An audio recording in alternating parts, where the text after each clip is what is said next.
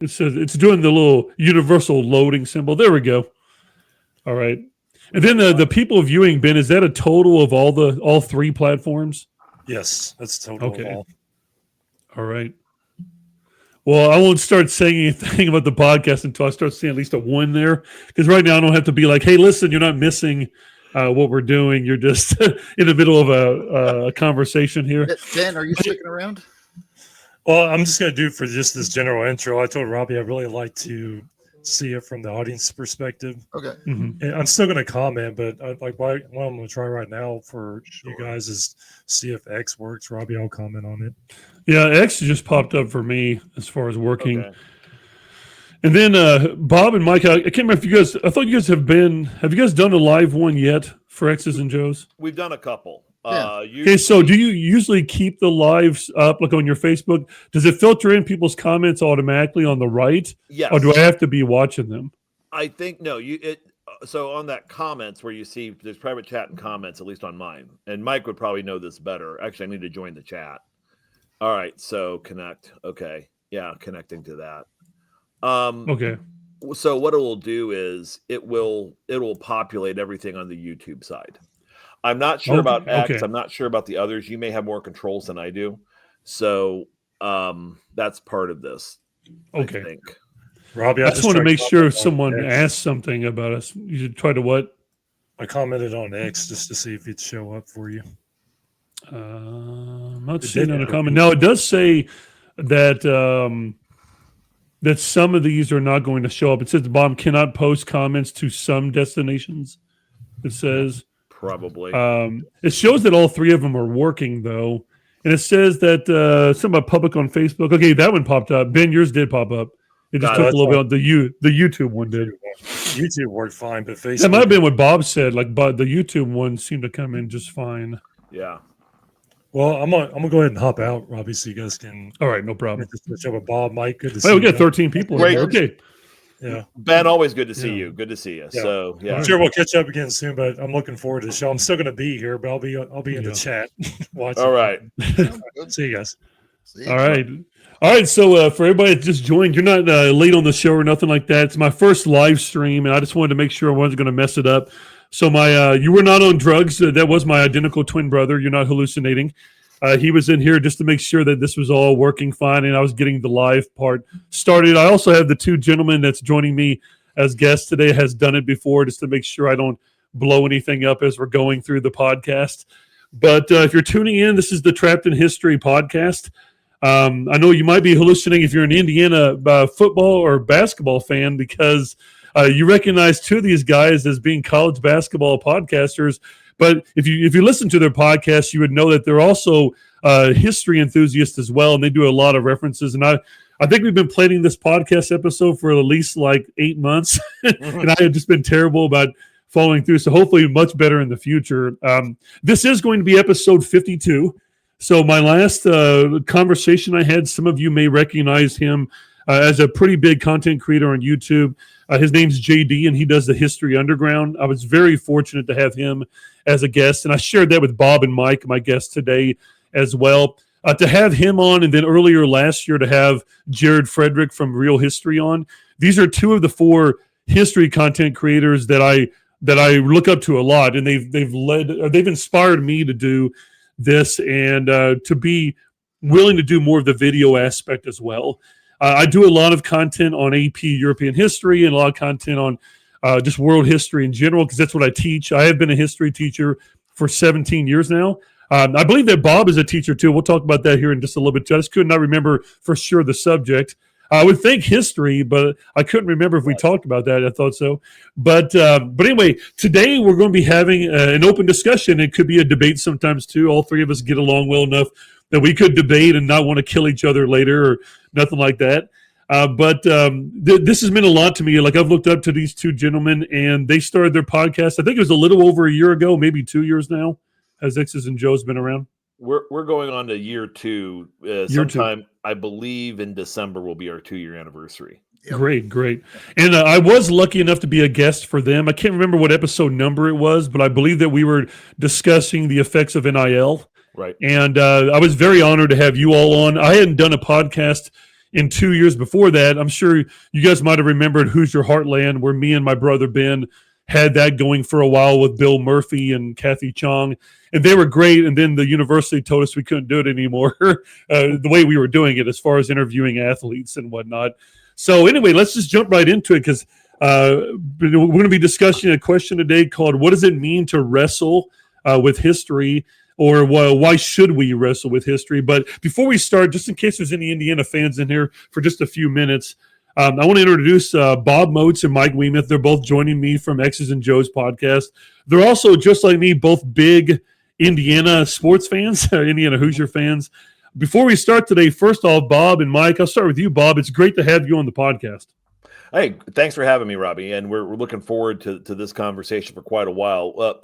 We go back and forth a lot using a Discord chat, and ideas frequently just flow out. And we're now to the point where I think where we're basically sending now voice messages, because we don't want to type it too quickly, because we can't type enough. So we actually now have to exchange voice messages versus just going through the typing portion. So yeah, really enjoy those interactions that we have online, and looking forward to sharing that with the audience here today. Yeah, I know we've already sort of initially started this conversation, 6 to 8 months ago. We were already kind of, hitting around the idea of the topic. Mike, over to you. You're in a state of mourning right now for the state of Pennsylvania, between the Phillies and the Nittany Lions this week. But you are a Hoosier embedded in the state of Pennsylvania. What's it like to be so happy this morning, surrounded by so much mourning? Yeah, well, it's I think it's a little bit awkward sometimes, just because when you are one of the few Indiana people within a friend network in Pennsylvania, people look to you as a unofficial representative of IU or the state of Indiana. So, and it's a little bit odd. I was typing this with Bob yesterday. Typically, Penn State fans in the past, when they would talk to me about football, they would usually do it kind of in the tone of someone who's talking to a friend who's just gone through a divorce or some kind of bankruptcy. Oh my God, are you guys going to be okay this year? I hope you're not going to have too many injuries. Yeah.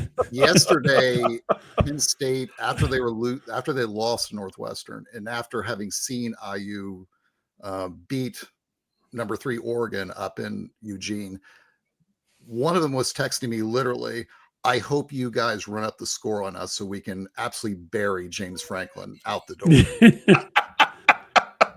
I know you might have a whiteout crowd at their stadium, almost like cheering for Indiana to win that game. It might turn into being an unintentional home game. Yeah, later on, that'd be wild. It might be a cream and crimson out, I think. What we've already talked about doing is, I think we're going to start a GoFundMe to get Mike tickets to the game, prominently displayed with a big T-shirt that says "Extend Franklin." Yeah. And so you can just get on camera to be that guy, because every time, this goes back to some of our conversations, the coaching searches or coaching chip stacks running out. Franklin is now playing with he's now playing with milk money. I mean, he's playing with his wife's grocery budget in the poker game, and it's over. And you always know it's a bad sign when your opposition shows up with an "Extend Your Head Coach's" T-shirt. And we think Mike would be a great representative of the state of Indiana to do so. I think we could get home field apparel to maybe print. Yeah. Oh, a nice Easter egg and home field apparel reference in there. I'm not gonna be mad about that. Well, I have to ask, before we move into the history part of the show, how are both of you feeling coming down off of that emotional high yesterday of such a huge road win for Indiana football, and in Oregon on the road? I don't know. The other question I want to ask you: do you think finally the national narrative, mostly with ESPN, but the national narrative, will it start to shift now, or will this just be further justification for them to talk about how weak the Big Ten is compared to the SEC? But most importantly, just how are both of you emotionally coming off of that big win yesterday? Now I'll start with Mike on that one. Sure. Yeah, I mean, it was great. I think it helps in this social media environment that those of us that are transplants and are physically removed from Bloomington and the state of Indiana, now with things like X and TikTok, you can actually follow literally on the street in Kirkwood what's going on as the celebrations begin. So I saw several different videos coming down from like the upstairs pub and things like that. People are like streaming as they're going out into the street. So I think that was kind of interesting compared to the past, where if you, let's say in the pre-social media era, if IU had a big win, you're just kind of on your own. I mean, you could go on like Peegs or some like message board and see the written the typing on message boards of other fans, but there's something just completely different when you actually get the sights and sounds now that streams through social media. So, but it was great, and it was yeah, I guess on the media side of things, I think yesterday was kind of like the white flag moment for a lot of the media. You saw several of the doubters that have been written in the past about IU, not belonging in the country club, so to say, saying, yeah, I was wrong. Yeah, this was an actually impressive win for IU. Now, I'm sure there's probably going to be one or, I mean, I know Paul Feinbaum has kind of like cornered himself in to the point where he said that if a non-SEC school wins the national championship, he's going to leave the country. I don't know how this run for governor or something like that. Well, yeah, I don't know how the residency requirements in the Senate allow for like transplants to serve virtually. But yeah, I do think that, like you said, Robbie, I do think the narrative has kind of changed, and I think now a win like that on the road against a team that so many people did pick literally on the air. Obviously, everyone on ESPN Game Day except one picked the Ducks to win. So I think that's kind of a watershed moment for the program. It started 24 hours ago with Pat McAfee for me. And Pat McAfee, who, if you are in the state of Indiana, has really kind of embraced the whole idea that he is now a Hoosier. And him doing the whole false ramp up and then immediately just jumping in a la Lee Corso just to get the crowd to hate him in Eugene, Oregon. I jokingly have said it's the greatest speech ever given in Indiana history. Now, there aren't a whole lot of speeches in Indiana history that you could really call great. I'm not really sure of the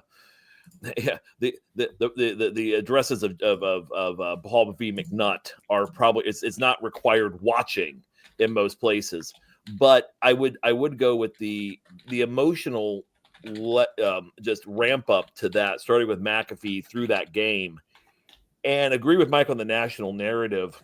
My question is, who wants Feinbaum? Who wants this guy? What country would take him? And like.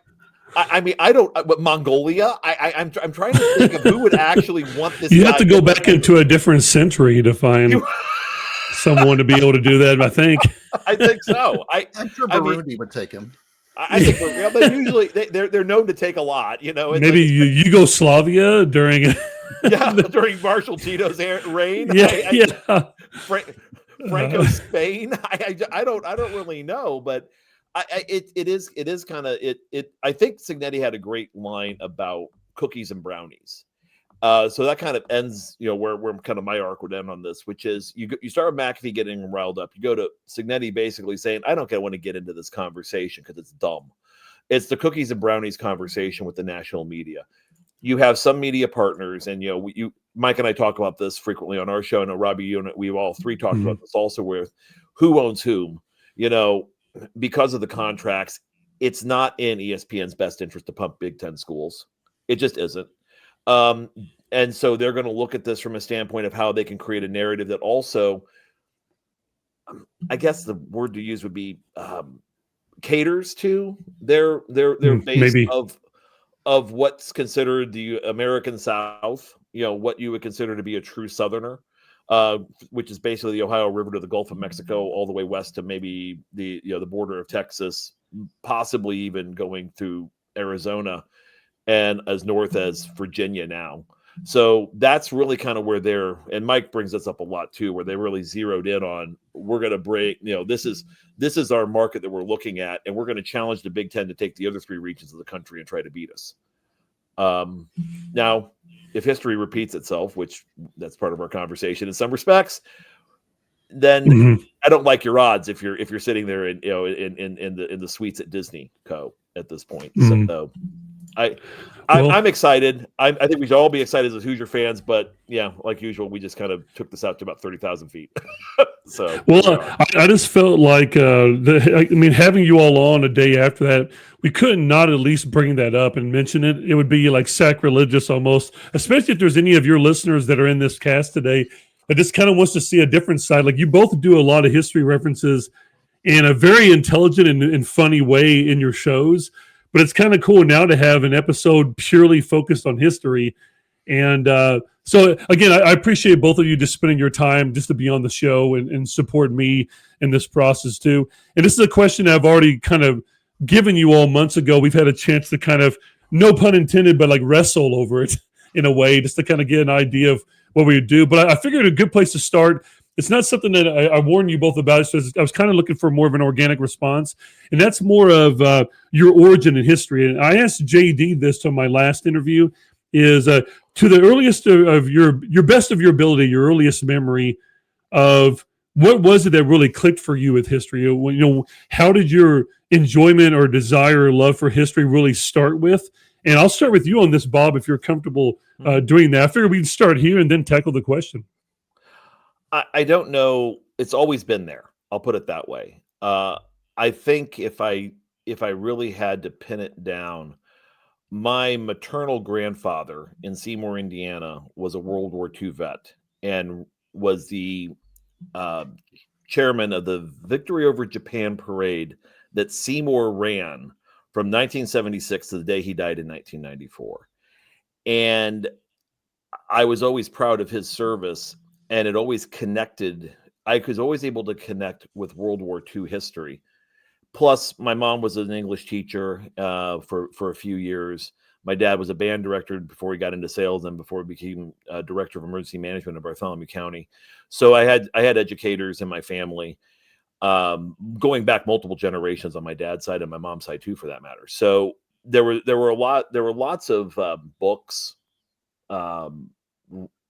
just constantly kind of showing history. And when you're 6 years old, 4 years old, 5 years old, 6 years old, Star Wars comes out. And so you can also kind of just think, man, like watching soldiers in war stuff was kind of fascinating to me at that time. So it just kind of, I said, let's go deeper, let's go deeper, let's go deeper. And before you knew it, I was way down a rabbit hole, looking at 7 or 8, looking at the flight plans, the Japanese flight plans at Pearl Harbor going to bomb. And you just kind of find yourself where it just became a fascinating area. I also was big into maps as a kid. I was big into just knowing where things were. So social studies, as we call it in the K through 12 world, appealed to me in a great area. Politics, even economics. And before I knew it, I was pretty much just, that was my thing. That was my bag. It's what I enjoyed doing. Well, before we go to Mike, I have one other follow-up for you, Bob, is based on what really got you into that, was that also partially what set you on the path to be a teacher, especially a social studies teacher? Yeah. So I always kind of fought it until my 30s. And I only spent 5 years 6 years in the classroom doing it. Then I moved on to some other areas. I was in not-for-profit management, and then I also did some private sector work. At one point, I was in between jobs, and my now wife looked at me and said, "You've been coaching these kids at basketball right behind me for years now. Why don't you just go ahead, go back, get your T to T, and go into history teaching because you love the subject, you love kids, you love all these. It's almost like a great place for you to end up." And she was right that going back from the for-profit kind of sales world into the education world is what kind of drove me there. I think it was 15 years ago or so when we made the decision that I need to go back and kind of get my teaching endorsement and go from there. Are you still glad you did it? Ecstatic. With what I do now and kind of those areas, the time in the classroom for me was invaluable. We spent a couple years down here in Columbus, up here, I guess in our case, in Columbus, Indiana, teaching. But I also spent 4 years in the Indianapolis Public School District teaching, 1 year at Arsenal Tech, and 3 years at Crispus Attucks. And that was a special opportunity and one I cherish, being in two very historic Indiana high schools with amazing stories and amazing, not just the past, but the present of the kids, the staff, the people who work there, just amazing places to have been associated with and to have been a part of, 10 years ago. So I've been very blessed in that regard. Well, I appreciate you sharing that with me. I thought it was just a good place to kind of get that origin at and where that started for you. Mike, what about yourself? What was your, to the best of your memory, what was your origin story with history? Sure. Well, I guess I wish I could say I had some high-minded principle at work at the time, but honestly, it was mainly to better understand all the historical jokes and references in Monty Python films. Hey, understandable. Yeah, I mean the Spanish Inquisition skit doesn't quite land as well if you don't actually know what the Spanish Inquisition. That is true. Yeah. I had so my family, we're a family of 6, so I had like 3 siblings, and they're all 8+ years older than me. 1 sister and 2 brothers. My 2 brothers were sort of like the closest in age to me.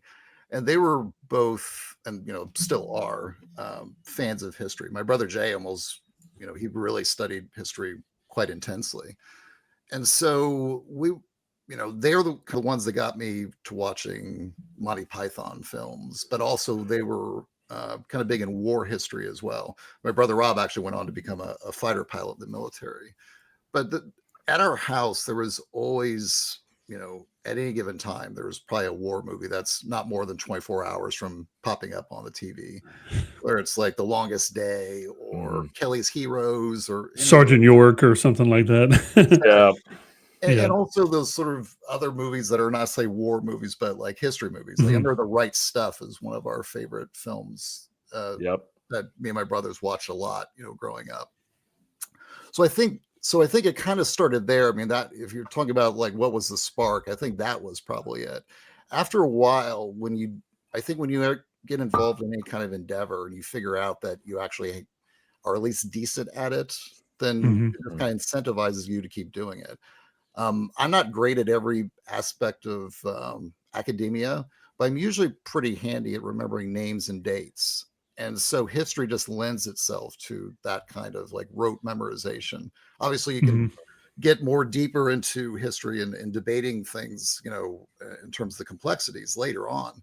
But I think just having that baseline, I guess, library of information at hand is really helpful for you to kind of dig deep into history and kind of enjoy it more as you read about it. So I would say that was kind of like the initial investment in history. And it's funny, like when you go to college and you start sort of like pairing off into your little like social groups, you kind of run into people that eventually have the same interests as you, and that's actually one of the reasons. That guy. Like a bad respiratory infection. He never goes away. I get it, Mike. I get it. Yeah. Well, again, having that rote memorization helps a lot too, Mike. Whenever you have a college basketball podcast, you're trying to make obscure historical connections and name drops to 1980s, 90s, or 2000s basketball references, which you and Bob do. I think on an artistic level, like you guys do it on an academia level. And sometimes I'm just driving, I'm going, how in the hell do they even think of that? Like how do they even somehow they bridge this connection from? I can't even reference like a coach's name right now, but you've done some before where I've just been laughing out loud in the car like a crazy person. I was going. One of my things I just want to share a short one with you all is that for me to build off of Mike's, it was a TV kind of related thing. My father was always into history. He was in the Army. His father was, my older brother was as well. And he was always very interested in Vietnam because he was sent to Germany during Vietnam. A lot of his friends were sent to Vietnam on there. And I remember him allowing me to watch Platoon early. And that's a movie I'm going to do an episode on here in a couple of weeks. But the movie that actually stuck in my memory, I could not wait to reference this with both of you, is I don't know if you remember, I'm pretty sure the year was 93. And TNT and Ted Turner had a special 3-day event in which a movie called Gettysburg was to be shown on TV. Do you all remember that? Yes. And of course, iconically, the beards and facial hair that Tom Berenger and others have are terrible, like notoriously terrible. But that's why I want to do an episode. It's one of my favorite movies of all time. But I think you have to look beyond the beards. I think that's what I'm going to title that episode later, is Beyond the Beards, and I guess the philosophy and history behind Gettysburg. For me, I'll never forget sitting Indian style on the floor with my father watching that. And to me, it was flawless because like I didn't have anything to compare it to as a third grader on there too. And I remember that next summer after that came out, we actually went to Gettysburg, and I was only 10 or 11 years old. And I don't remember a lot of it, but I do remember just being like vividly stuck there. And I remember having a tour guide that could just story tell better than anybody I had ever met before. And I was this little ADHD kid that I was just hooked. And I think deep down, I knew I had this attachment to history. And like Mike said, I kind of had that ability to remember like names and dates and places. Not that that's all of history, as we'll discuss today, but it does help. It does help a lot to be able to piece together and form kind of a narrative arc whenever you're trying to make connections in there, especially with the way I annotate on things that I historically write. So I do appreciate both of you giving me your origin story. Let's transition over to the main question of the day, and we're going to have a lot of follow-up questions on these. Feel free, both of you, to bring up any kind of question, play the devil's advocate, any kind of role you want to make. The main question that people on my social media, my TikTok, all that have heard me ask is, why should we wrestle with history? Originally, I told Mike and Bob I was going to do study history. I tried that on Preston Stewart. Some of you may recognize him from YouTube. It's a great channel in which he covers the current conflicts that are going on. But I think I prefer the word wrestle because of what wrestling implies.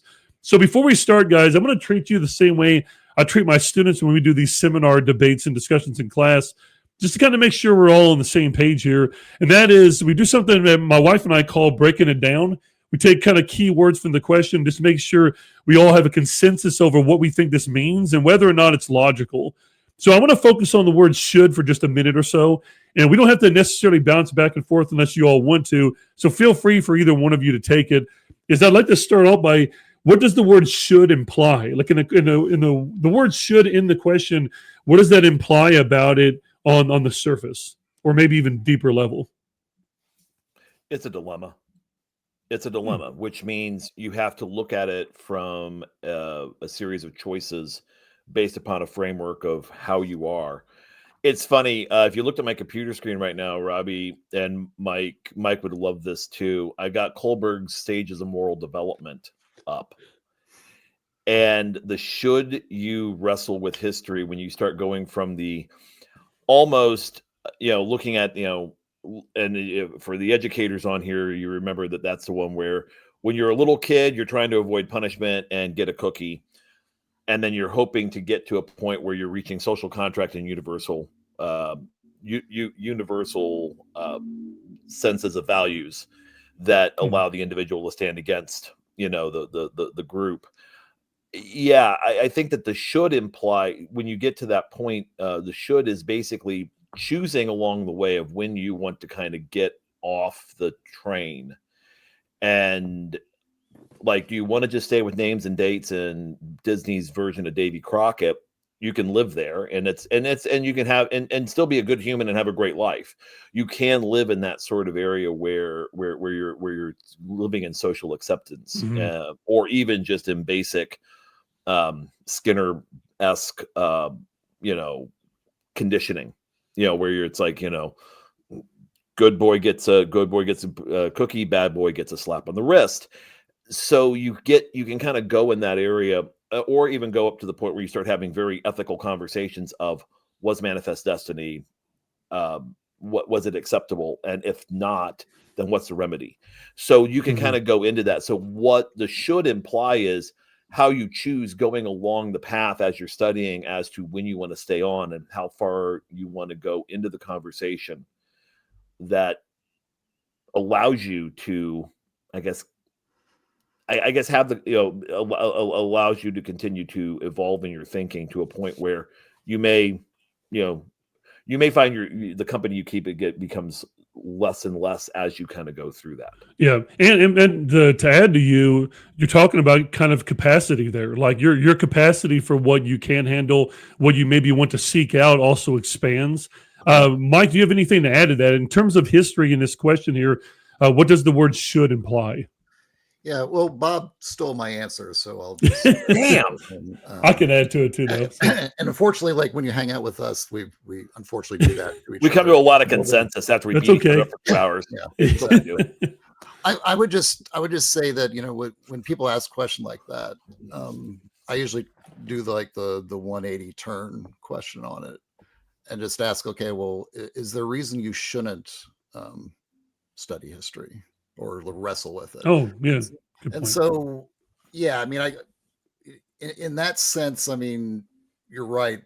Bob is right that there's really no good reason not to, and it is in a way sort of like I wouldn't say it's even a demand. It's not a like you should do this.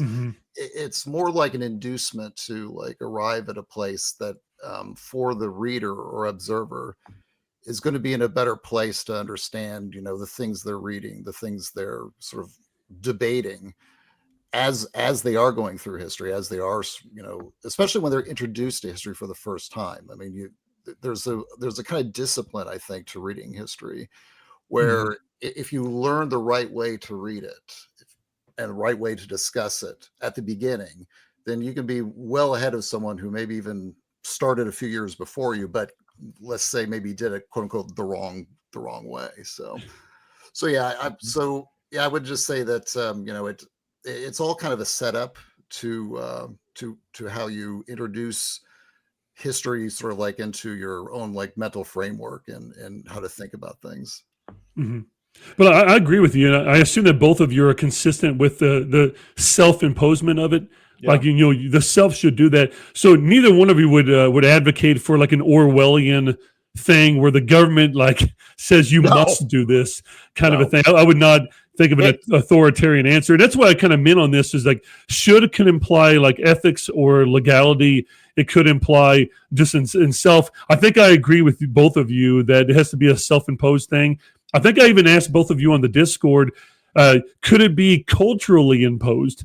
And what I mean, not necessarily, again, requiring it by some kind of legal way, but it's almost like you raise your kids, we raise our kids, we help each other in like a communal way to, I guess, reinforce the value of wrestling with history, not just, and I guess what I'm trying to get here is, you know, the stereotype that both of you know that history has is two things that I've always hated. One is that history repeats itself, which I hated. I always hated that statement. It has patterns and trends. I would never say it perfectly repeats itself. But the other one is that history is only just facts and dates. A lot of people that do not like history, and it's because they may or may not have been taught by somebody that only values that part. And I think it's much more nuanced and complex than just that. And that's kind of the whole point about getting in here. So I think we found a continuity with that about the should part. The last word I want to focus on would be wrestling. I'll start with Mike on this one. What do you think it means? Because I changed the word from study to wrestle. I got this inspiration from, I've always been a pretty big Jordan Peterson fan. I've been a little bit weary throughout the years as he's kind of delved deeper into some social issue kind of problems. But his original like self-improvement stuff, the psychological background was great. You know, his recent book was We Who Wrestle with God. And as someone that just lost my mother, as both of you know, 2 months ago, I've been a man that has not been faithful since my father died when I was 20. And I had what I thought was a religious experience with my mother the moment she died. I know I did not tell either one of you that yet. I can tell you off the air. Now, it could have been a coincidence, but I'm taking it as a sign from God. So for me, going through the Bible and reading it now, I felt as though, as Richard Dawkins would say, I was just a cultural Christian when I was younger. I would go because my parents wanted me to go. My friends were going there, but it never really connected to me. And I figured the only way I can really understand the stories of the Bible, starting with Jonah first is where my group did in our school, is that I have to truly wrestle with it. So whenever I annotate on stuff, I'm not just marking the main ideas and words that I don't know, but I'm truly being sarcastic. I'm arguing with it. I'm asking questions. So that's what I mean is with every history, like video I watch or document I look at, I try to encourage my students to truly wrestle with it and to make it look like a serial killer wrote over the whole thing. It would almost look like one of those kind of a documents with like the letters cut out upside down and all kinds of stuff like that. like a magazine. But for me, like that's what wrestling means for me, to kind of show you both where my frame of thinking was, where my logic was in terms of that. Is I feel like there has to be a genuine struggle there. If there's not if you're not sparring with it, do you truly vet it? Do you truly understand it? So that's where I stand. I would love to know where Mike stands on the word wrestle first, and whether or not you agree with me. And if not, then do you have any particular word that should be better to replace it? Sure. Yeah, no, I think the way you described it is very close to my own thinking. I mean, it's interesting. The word wrestle obviously implies in some ways a sport where there's another person wrestling. So when I hear that word, typically I my sort of background and also Bob's, we're both political people, and we kind of analyze political philosophy, pretty deeply. So if someone says, like, well, let's wrestle with history, I'm almost immediately kind of go into an ideological sort of like framework. It's like, okay, there's going to be some kind of history question. It's going to probably break down on like cultural, philosophical, or political dividing lines. And two people or two groups are going to engage in some kind of hopefully logical discussion using facts and reason to come to some kind of, maybe not even a consensus, but at least a better understanding of exactly where the dividing lines are in the conversation.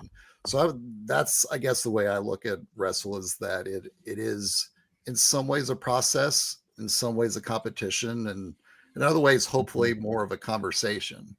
I think we tend to lose that part of it. If you think about like the philosophers of many decades, if not centuries ago, is that not everything was a debate back then. There was no implied winner necessarily. It's just people would get together, they would have like very heated conversations, and at the end of it, sometimes they would go have beer together, or like John Kenneth Galbraith and William F. Buckley used to go skiing in Stade together. So, but those days don't seem to happen quite as much as they used to now. But yeah, I guess that would be the mental framework I think of when I think of the term wrestle. I agree with you. Bob, what about you? I'll take it another direction, because I think that it's also, Mike makes a great point about the externalization of the conversation and the wrestling with it that way. I think it's an internal issue more than anything else, because once had an educator, Bill Jensen, who was a social studies teacher and a longtime administrator in both Indianapolis and Columbus, say once, it's our job to force cognitive dissonance in the minds of our students. Now it's good. It's a good process to have, but part of the problem that I run into, and I think that you can also, when you're asking this question where this gets difficult, is then when you start looking at identity. And I'll share a brief anecdote about that. I live in Columbus, Indiana, and have my whole life always had a Columbus address. I think Mike knows where I'm going to go with the story about my grandfather. He's heard it. And it's a hard one, because living in Columbus with J. Erwin Miller, who ran Cummins Engine Company, and the influences he had, especially in the area of civil rights in the 60s, Columbus was a town that actually Miller utilized the power of Cummins Engine Company to eliminate the red line in Columbus. And I know the family, the King family in Columbus, who's Mickey and Ann King, who bought a house 2 blocks behind me. They basically broke that discriminatory practice. Simultaneously, J. Erwin Miller was associated with the National Council of Churches, especially with the Disciples of Christ and denomination. So he's pushing for the elimination of the red line, and it's now going to the pulpits across the country in Disciples of Christ churches. My father, who passed away back in 2019, excuse me, told me a story before he died, that my grandfather left in Evansville, Indiana in the 1960s, left the Disciples of Christ church because he heard coming from the pulpit that they needed to support ending redlining practices. My grandfather, who I love dearly, who was an amazing man in so many ways, and I would not have gotten me in many of the places. I would not have gotten to the places I got had it not been for his love, his support. And now I'm looking at this going, I have to wrestle with this. My initial Dad, what are you telling me? It's like, you know where we live, you know who our friends are, you know, I understand. Well, you got to understand his perspective. I get his perspective, but I now have to wrestle with the idea that someone I loved dearly had a view that runs to the antithesis of what I had been brought up to believe through not just my parents, but also the communities in which I lived. Columbus, Indiana, Bloomington, Indiana, knowing Dr. Herman B. Wells, who ended discrimination with by telling the people by telling merchants in Bloomington, we will close our campus off. We will close our campus off and let our students eat at the union versus your restaurants if you continue to discriminate. And knowing that my grandfather was definitively on the wrong side of history. Yep. What's hard is you now have to confront that. You now have to look at yourself and say, how do I come to terms with it? Can I look at the differentiation of people are complex? And how do I wrestle with the idea that human nature, which I think we talked off, that history is the study of human nature. History is the study of how humans make decisions.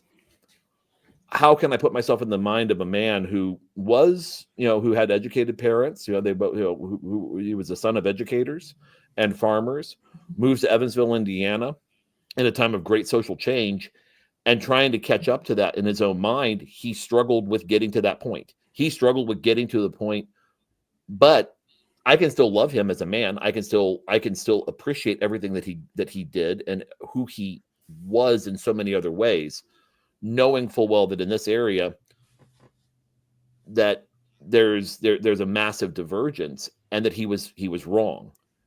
And so I think sometimes the wrestle with history question is, can you answer the question for yourself, were my ancestors wrong? And does it change anything? The results are now the same. The question is, all you can do is look forward, move forward with it. Now, can that influence how you see the world? And I think that it can also. Absolutely. Not from a standpoint of I have to make up for past sins necessarily, unless you choose to go that direction.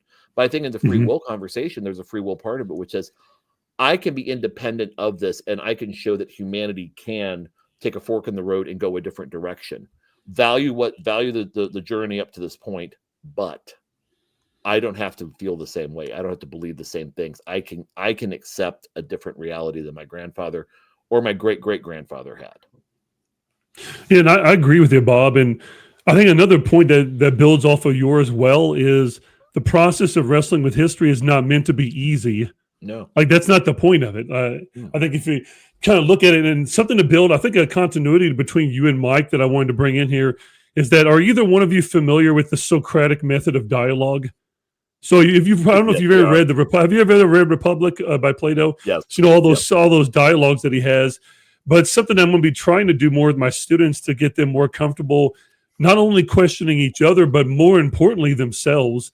And like you said, Bob, it's not supposed to be a comfortable process. It's supposed to be truly wrestling with it. And I think by doing that, you really vet and test out what your assumptions are, what your theories might be about certain things. Me and Ben also have a very similar background where one of our distant ancestors had a strong tie with the Indiana Ku Klux Klan. Okay. So to find that out in high school was also very disappointing. And me and Ben had to come to terms with, well, what does that really mean now? Like, what?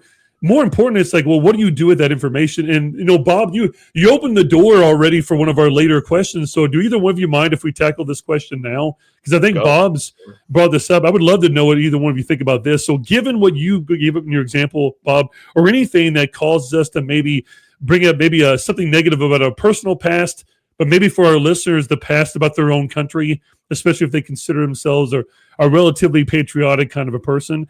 And I think it's this question here. Again, I would not necessarily say I agree with the question or think it's necessarily logical, but I think it's worth asking. And that would be, should we forgive the past or forever wrestle with it? Have you guys ever heard the term hindsight bias before? I have. Yeah. I think these kind of questions always kind of veer into that sort of conversation about hindsight bias.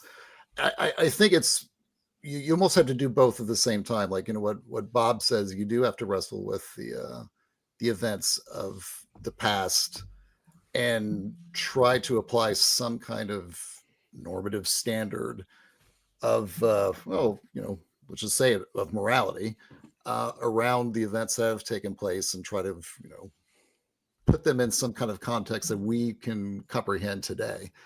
At the same time, there is also just the reality that we're always kind of doing this operation, like sitting in the present and looking back.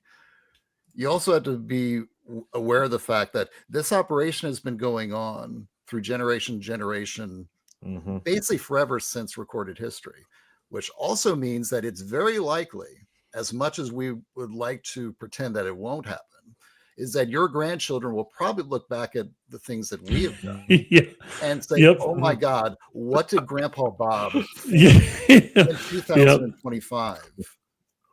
And so I think that's something to also kind of keep in mind, is that this is an evolving process. And it is true, you can kind of in some ways give yourself a little bit of a break. And I would say that also to try to contextualize the events of the past. I always ask, was there an active debate going on about this particular topic, where there was a method by which people could actually fight or resist this in some sort of like meaningful sort of way, or was it not even a conversation at all? Obviously, on some of these things, especially around if you're talking about like civil rights and things like that, obviously there was an actual like stated opposition to the things that are taking place.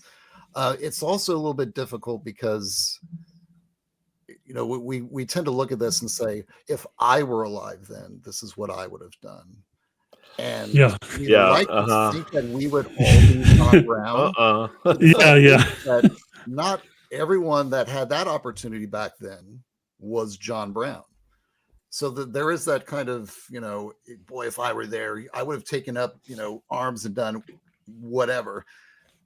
It's very likely that had you done that, you would have been disowned. You would have been completely bankrupted. You probably would have been arrested. You probably would have been shot or killed or beheaded in any sort of the, like, and not just the United States, but in Japan and other places, across history. So I think it's always kind of good to keep that in mind, that you have to do both at the same time.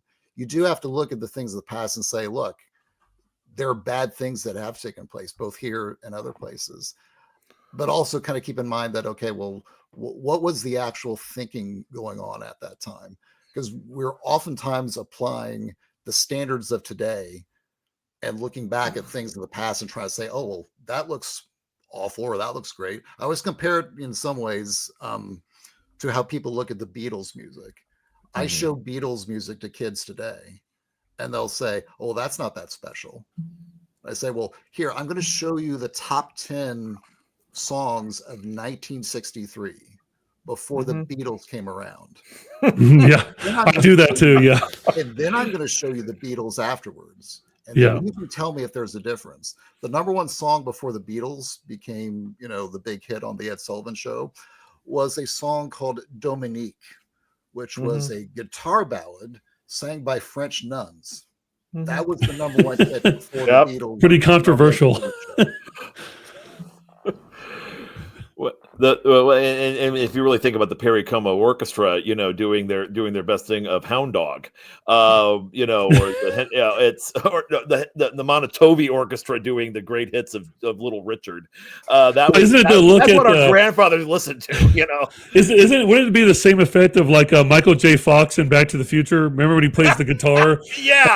Was it Homecoming Dance or whatever it was?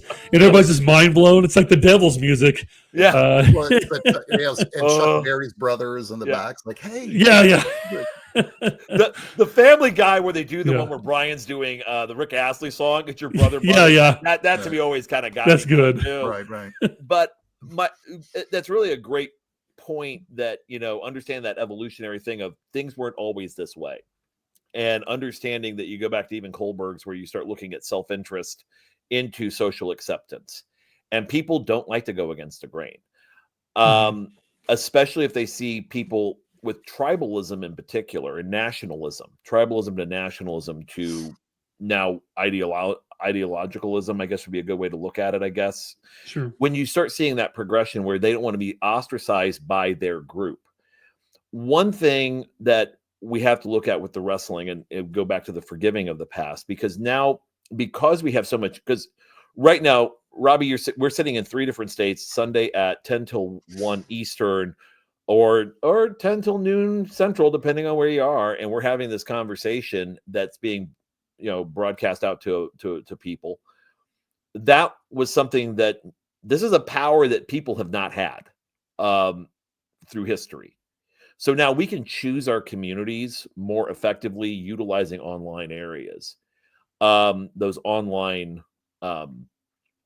communities.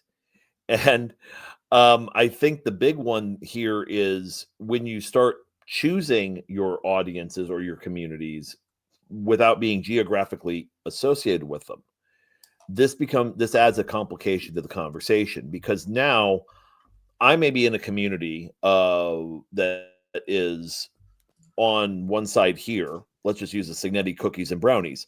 I may be living in a cookie community, but I'm a closet brownie guy. The question is, how do I live in the cookie community while also being a strong brownie guy? And that becomes the question of, do you forgive? Are you forgiving past things so you can survive in one community while trying to authentically live in the other? Oh, yeah. Part of this is you have to bring it together. It's almost like code switching in an ideological way. All of this. Yes, exactly. Okay. It's exactly what it is code switching in an ideological way. How do you survive as a Republican how would you survive as a MAGA Republican in Brooklyn? Would be kind of the question. Do you just close yourself off, or do you continue to, do you still shop at the markets with everybody else and just kind of smile and nod and not wear your hat? You move to Queens. right, exactly. And or do you do, kind of going through that area, but knowing full well that you may want to be close to your in-laws or whatever, and that, so that forgiveness portion is actually supposed to be therapeutic. It's not supposed to be punitive. Apologies are not supposed to be shaming, but they're supposed to be healing, I think. So if you truly are doing whether it's the Christian ideal of forgiveness would be kind of the way to look at it from a Western lens. Forgiveness is basically the idea of there's a power in this where I'm saying I'm no longer allowing it to affect me. I recognize it was a wrong, but I am going to forgive it. And the act of seeking forgiveness and granting forgiveness are 2 separate acts.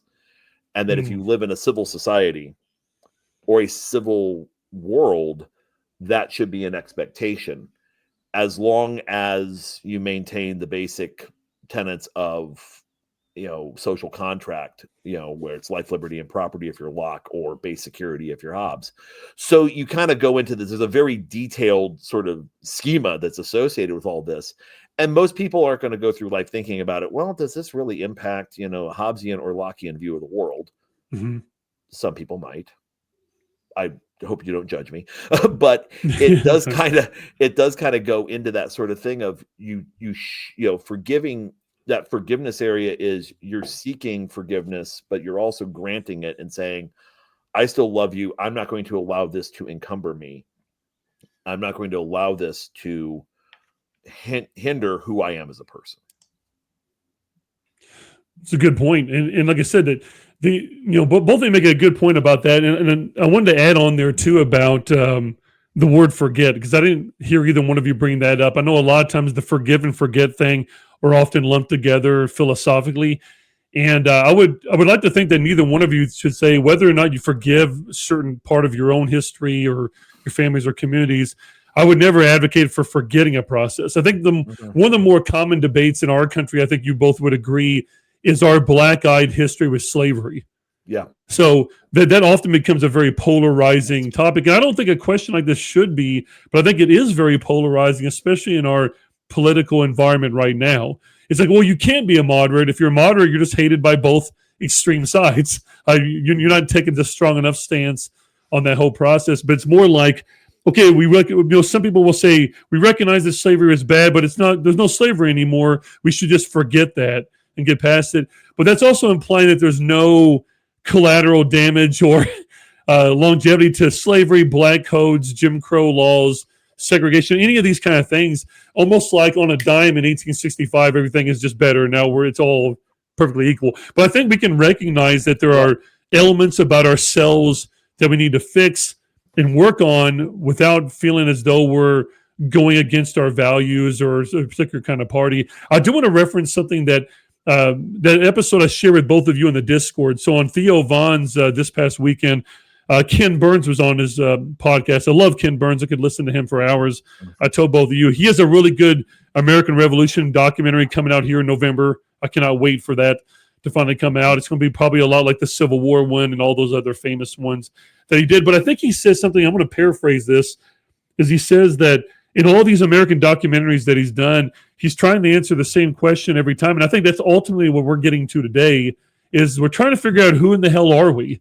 Who are we, and what does it mean to be an American? I think that's ultimately, no matter where you live at, this is something you should be asking yourself. And I would go back to the other question, is that I like yours, Bob, is that you kind of have a compromise here that you can forgive. It also depends on who is it doing the forgiving on that thing. I agree with you on that as well, too. But also, I think you should still continue wrestling with it, because by wrestling with something, you can figure out more about yourself, what you're capable of. It's okay to wrestle with your past, especially if that past involves some negativity with it. Let me kind of ask you a question on this, Robbie, here in a second. I'm going to kind of go first on how I used to explain this to my students at ADDX in tech, who are predominantly African American. One of the big differences we had that I had with my students and my coworkers who grew up in those areas was my family could own a farm. My family had the ability to own property, which enriched them and have continued through generation, have considered to put up generational wealth. And so there's a legacy there. And when we were talking about the Flanner House homes behind ADDX, and those were home ownership. And again, on the other side of the family, I said my grandfather was a World War II vet. He had a GI Bill house, and African Americans were not allowed to participate in that part of the GI Bill. And so when the Flanner House homes were being sold, and there was a massive conversation and controversy in that community of Meyer or one of the larger stores or some other actors were trying to buy those houses up from people who purchased them through that process back in the 40s. They built them with their own hands, much like a Habitat for Humanity. There is a legacy of this that continues down the generations, all the way through to where they put I-65 in that community right by Crispus Attucks.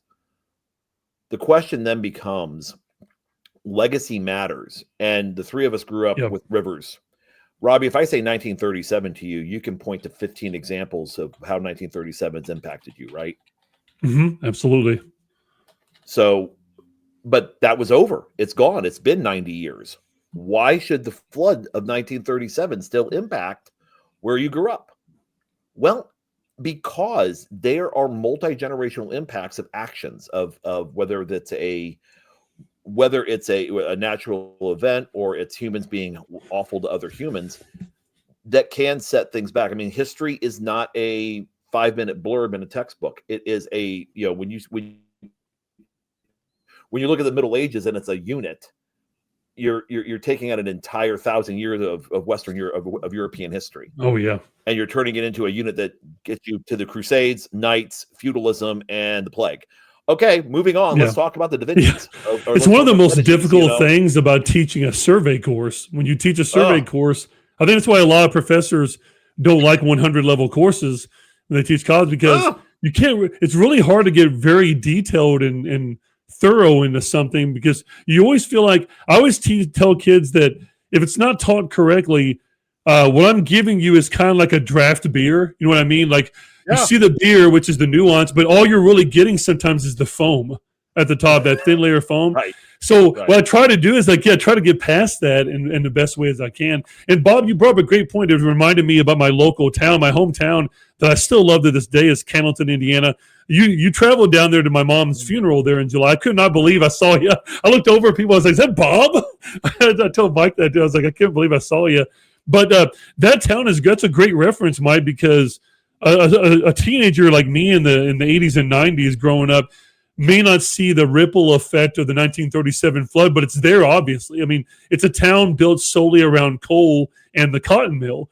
And that cotton mill and other businesses were devastated by a flood. It's way before the flood wall there. How could you not consider that flood from 37 having a ripple effect on economics and social demographics in the town that you live in the 90s, now especially all the way up in 2025? So if I'm a Cannleton teenager, you still have to most especially look at that. You can't look at history like, oh, it's a long time ago. I tell students that too. It's easy, like Mike was saying this earlier, not word for word, but it's easy for us to go look at these people from hundreds of years ago and go, what a bunch of idiots. Like, what were they thinking of? But they're not. I mean, it's very complex. And I think that's one of those times where you have to kind of make a decision here is when you start to study history or wrestle with it, what is it that you want? Do you just want facts and dates of some things, or do you want to get more out of it? And I think that's where you have to truly wrestle with something. Mike, I don't know if you care, and I want to build off of something that you said. You said something earlier that reminded me of a book they called the Gulag Archipelago. Are either one of you familiar with that?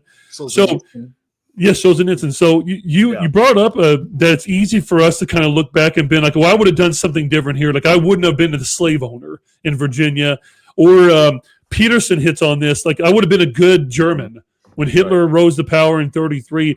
I wouldn't have been a Nazi. Like more than likely, the majority of us in a room would be a Nazi because of the social things.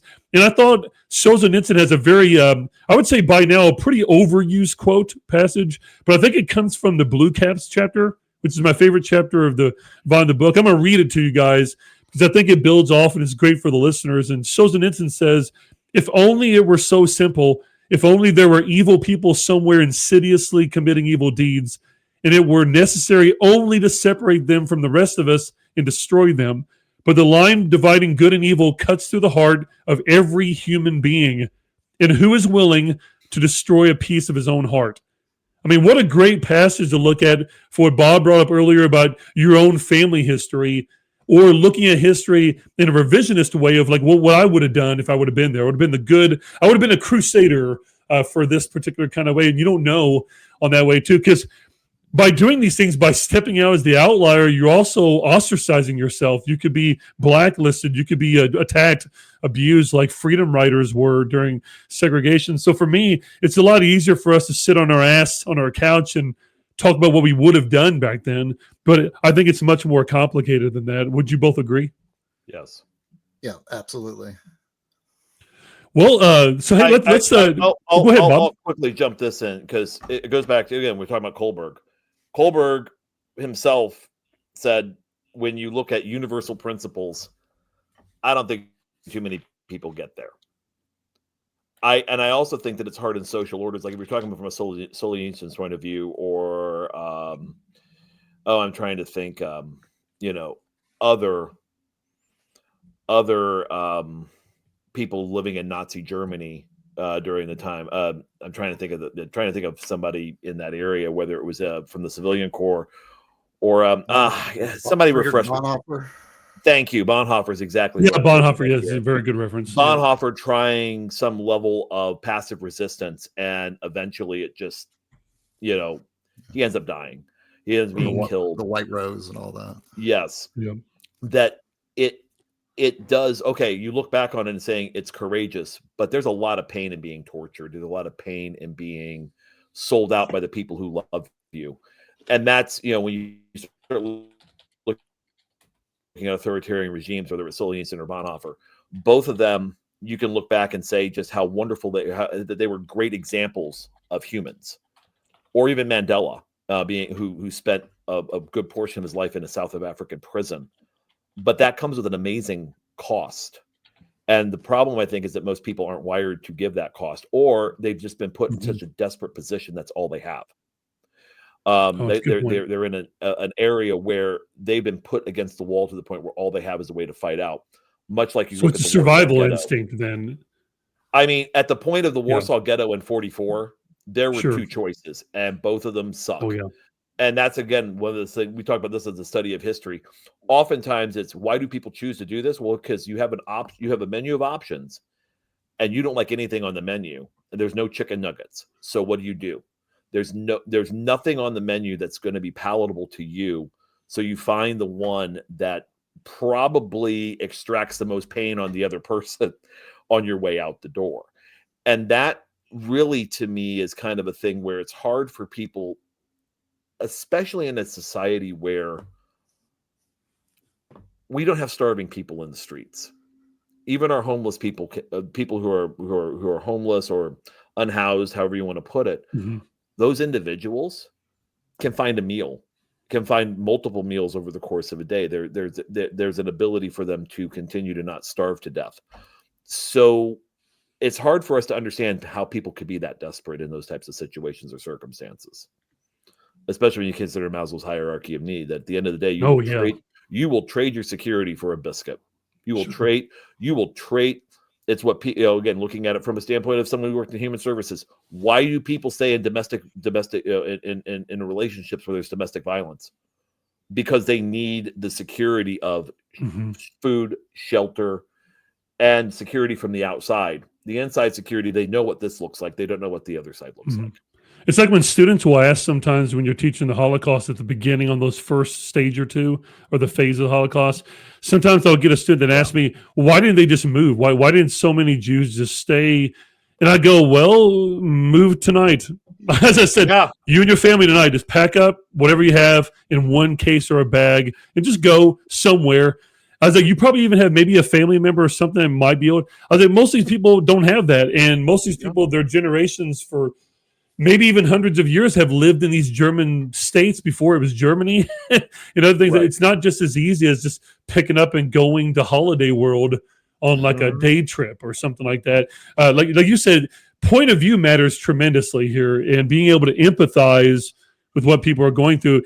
It's very hard to empathize whenever you haven't had that level of suffering. Although I can admit that suffering can be relative, but when you're talking about something that extreme, you have to have the humility to go, I don't know what I would do. It's the same way as Dark. And I know, Mike, you're not in a school directly. I don't think that you teach. But, Bob, you and I still have the legitimate fear of a school shooting. You know, kids will sometimes ask me, well, what would you do if it happened? I go, well, I would like to think that I would step in front. I would protect you. I would put your needs above anybody else. That's what I would want to do instinctually. But have I ever been through a school shooting? No. I don't know how I'd react getting shot at, things like that. So even in a situation like that, as dark as it is as a reference, I'll try to have the humility to tell them. Is there anything that you and I want to add to what Bob said there, Mike? No, I think, as usual, Bob covers it very well. Well, that's okay. Bob inspired me a question I thought we could go. It's not one that we planned, but I was thinking it's worth kind of diving into. Remember, all these side questions are meant to answer the core question. At the very end of the podcast, we'll try to all address each of us the core question of the thing. So we brought up that, you know, wrestling with history can bring up the good and the bad and the ugly on things that are going on. So, we could ask the question is, what if, wrestling with history causes me harm or suffering of some kind? Should we still pursue the journey of wrestling with history if it causes us suffering? Well, yeah, I mean, I always find that question very interesting. I mean, as a person that looks at sort of political psychology a lot, different people on the not really even the ideological spectrum per se, but almost like the psychological disposition continuum will answer those questions differently because they just perceive themselves differently, from, let's say, individuality versus being part of a group. So when people say, well, this history is upsetting to me, or I feel like I'm being prosecuted, let's say, by history. Some people will read the exact same history from the same group and say, I'm okay with this. This is totally fine, because they don't see themselves as part of the conversation. If you're a strong individualist, like you're a libertarian, I mean, I'm kind of an old timey Edmund Burke, William F. Buckley, conservative. So I Good don't reference. like when I look at, let's say, the space program, when Neil Armstrong goes to the moon, I don't think, haha, that's me. Mhm. I'm not in NASA. I don't think that I have some kind of like, carried, I don't expect a check, let's say, from NASA or a cookie saying, good job, for getting to the moon. So I think that, but if you're a person that sees yourself within the context of a group identity, which is a person that's, let's say, on the other end of that continuum, you're not, let's say, an individualist libertarian, then you're probably going to have a completely different interpretation of that question. Maybe you do see yourself as being like part of the group. And if you look through history and say, okay, well, this group A did something to group B, then yeah, you may feel like a compelled, let's say like a compelled sense of guilt. I've always, I mean, again, personally, this is a philosophical preference of mine. I always say that in America, because we are a diverse country, I always kind of think that in some ways individualism is a little bit a better, let's say, default position to arrive at. Not because I think it's the best position. I just think it leads to, let's say, a little bit less tension. And even in doing that, it doesn't even mean that you just completely ignore history or ignore the depredations that have been done against particular groups. I've always said that the irony, if you study things like horseshoe theory and ideological studies, is the idea that the further you move on the left and the right of the spectrum, it doesn't stay constant. It actually starts bending back towards each other. And the irony, in a way, is that the people that are most likely to, let's say, think of themselves as part of groups and really sort of like have very heated arguments based upon groups are the extremes. I mean, the Ku Klux Klan definitely thinks intensely about groups and group, not only group responsibility, but group credit. Hey, Neil Armstrong goes to the moon. I look like Neil Armstrong, so somehow I get some, credit, even though you may have like flunked out of like third grade math. So it's kind of this irony of the fact that the framework in which we look at these things obviously does matter. And I think that there's a lot of a struggle, I think, that happens internally in these conversations that we're not really like aware of the perspectives of the people that are like participating in them. And it happens on both sides. I mean, it's something you almost have to tell the individuals like, hey, look, I mean, a lot of people do really think of themselves as having like a kind of group responsibility, and having like, some retained historical group accountability for things that have happened. At the same time, you almost have to tell the other side, it's like, look, a lot of people just don't think that way. They don't think of themselves necessarily as part of a group, and neither side is necessarily right or wrong. It's just a reality of like how we have these conversations. Right. I love that you brought up the moon landing, because the moon landing is an amazing conversation about how we process. And to me, it's like, if you go back to the primary source, and I mean, I've done the crazy thing of listening to I listen to a lot of old news broadcasts, and I've listened to a lot of the Apollo 11 from launch to landing. And so you have to realize with the moon landing that you look at it from a standpoint of, let's say you watch it on a 3-minute Nova special on PBS, and it from the launch to the landing, you go through the 3 minutes of it, or even an hour-long documentary. You don't realize the immense amounts of dead air time that they had to fill, that Cronkite, Huntley and Brinkley, the ABC group had to fill, trying to talk about the moon landing. Because if 7 hours while they're just sitting in there, basically, eating food out of toothpaste tubes, getting ready to hop on the moon. So what are they going to talk about for 7 hours? Well, they bring in Arthur C. Clarke to talk about, the connection with science, blah, blah, blah, the futurism. But there's also the conversations being had at that time where there were protests by individuals who were supportive of civil rights and the rights of poor people. The sort of that the left wing of the Democratic Party at that time, or even some of the John Lindsay crowd, who say, why aren't we spending this money on education? Why aren't we spending this money on on helping people get out of poverty? Why aren't we spending this money on helping people on Earth versus doing this thing to the moon? And so there is a conversation that's being had while this is happening in real time of we would generally look at that 1 hour documentary, that 3-minute snippet, and say, man, it brought everybody together from start to finish. What brought people together at the end was when I think it was Ralph Abernathy saw Armstrong on the moon and said, this is pretty good for humanity. And I think a lot of people kind of shared the moment of seeing human exploration. And so the point was it allowed us to alleviate ourselves of the harm and suffering. Because the other thing was, I think that NASA in particular, and Armstrong, with the way he put it, and when he hit the moon, the words he said, encapsulated it for humanity.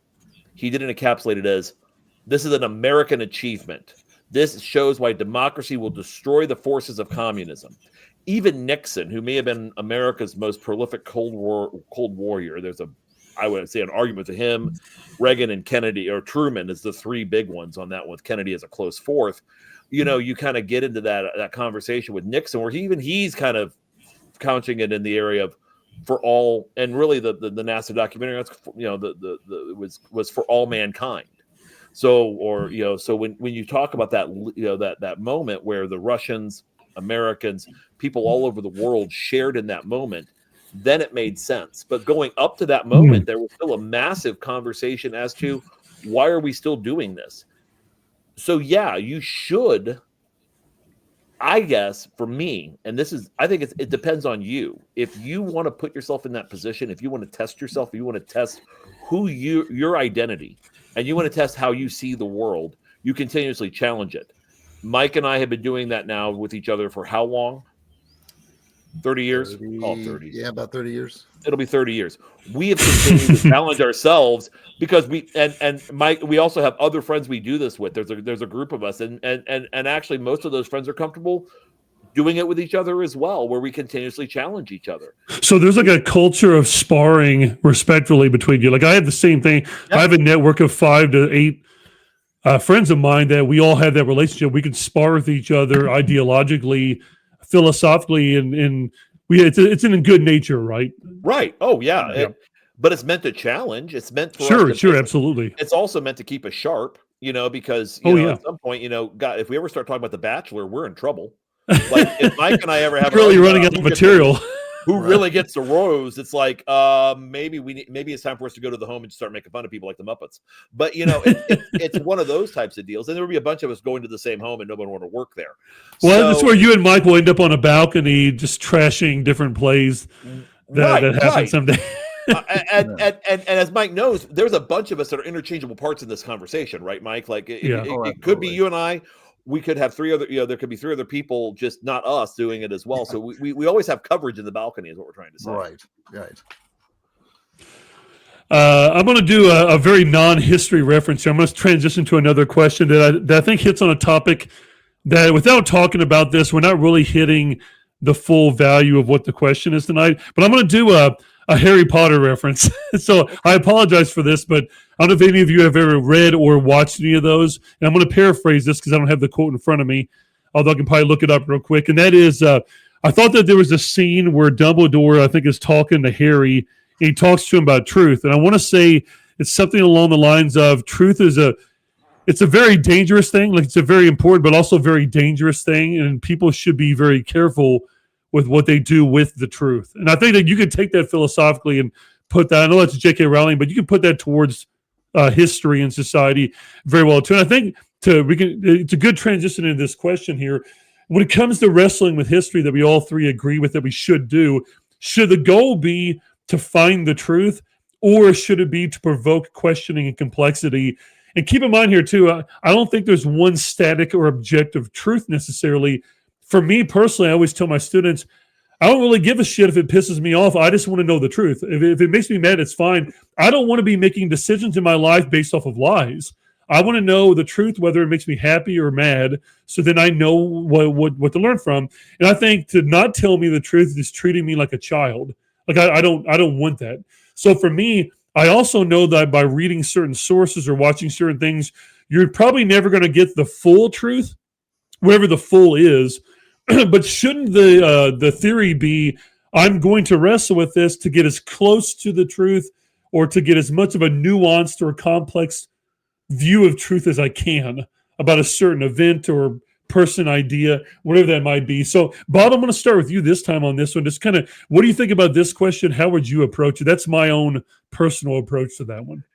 I know how to make angry at me a room full of social studies students sitting in a survey class, 7th through 9th grade, and even some 12th graders in economics who would say, "Why don't you just tell us what you want us to memorize?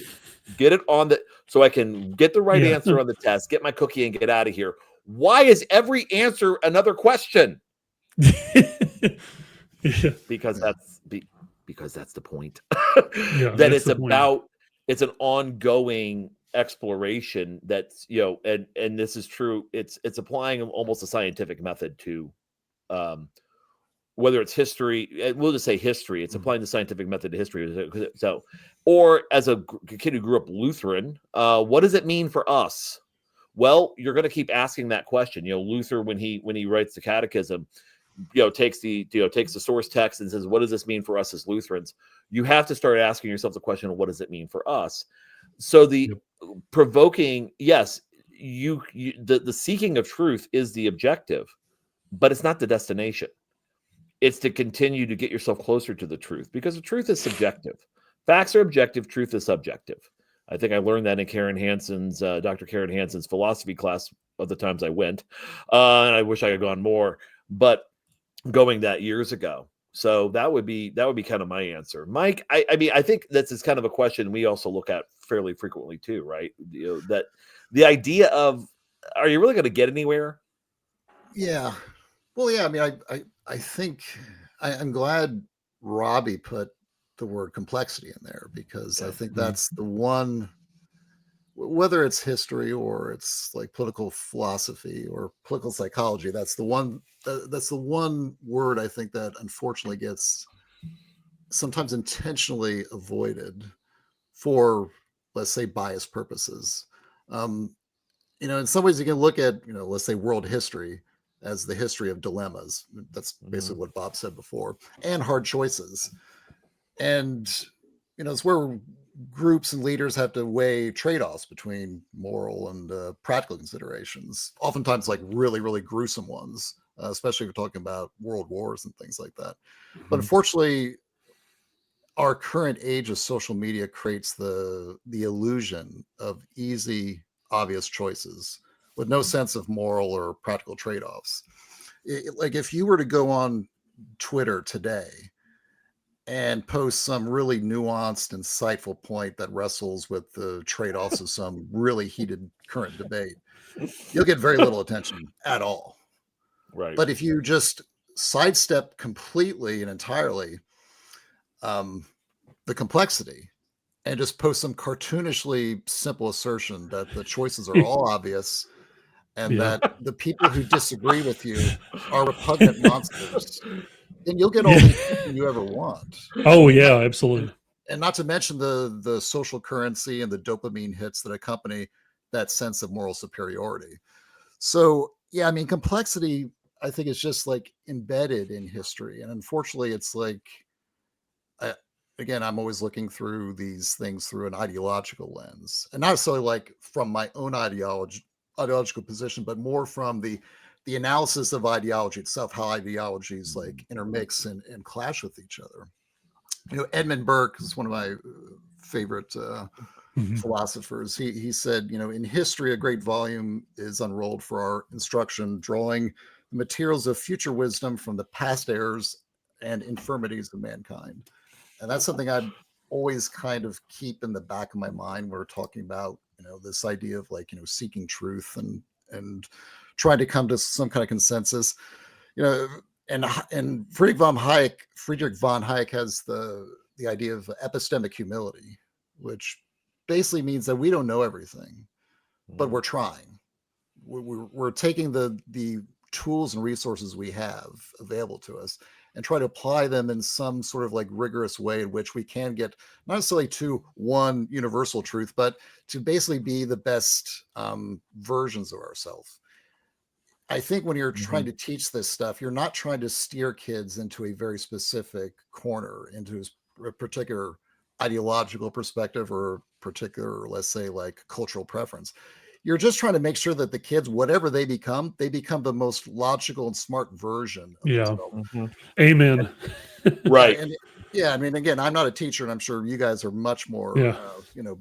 better able to explain this. But I think as a neutral observer in these kind of things, it's something that I really wish our culture was a little bit better at. Not that I think that we are somehow inferior to others. I think, America, I think, has a really good background in terms of like sparking things like debate without people, hopefully getting hurt in most cases.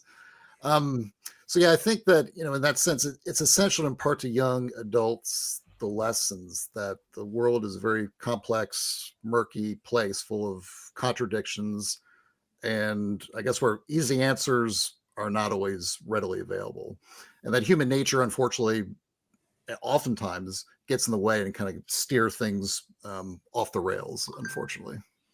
Mike, Right. not that some of the criticisms are not fair on that, but as we've seen, is public education has been under a lot of criticism and scrutiny, and for some valid reasons as well on that stuff. But what Mike was bringing up as a concern earlier, especially from a non-teacher point of that view, and Bob, I've seen or heard it happen myself. I try to do the best I can at avoiding my own personal political bias and social bias coming into certain things.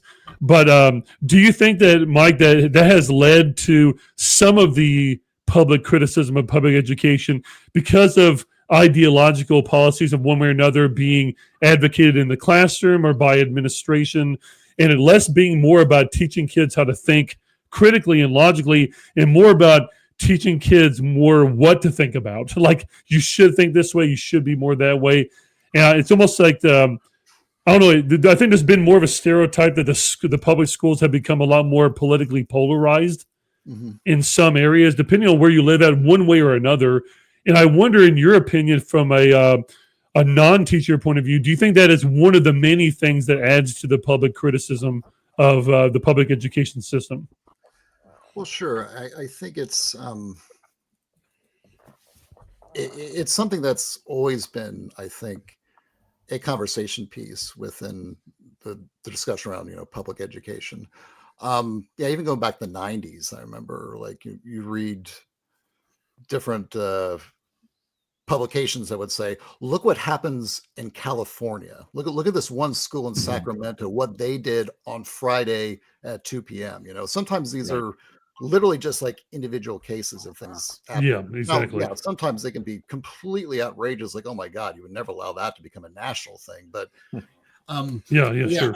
I do think that is true, Robbie, that and again, because social media has become such a central piece of the information flow, that these outliers suddenly become something for everyone to discuss, even though, again, it might just be like one crazy school, one crazy teacher doing something that maybe is like only 2% of the country agrees with, and the other 98% are have their hair on fire, like reading it on Twitter.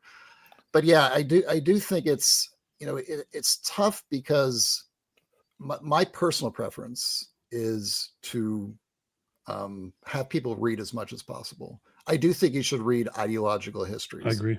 But I think you need to read all of them. Yeah, agreed. And what the I do problem too. is, Yep. there's a kind of, depending upon where you are, there's what you might call a lie of omission, is where you present, let's say, highly, let's say, slanted historical text, which is, again, totally fine.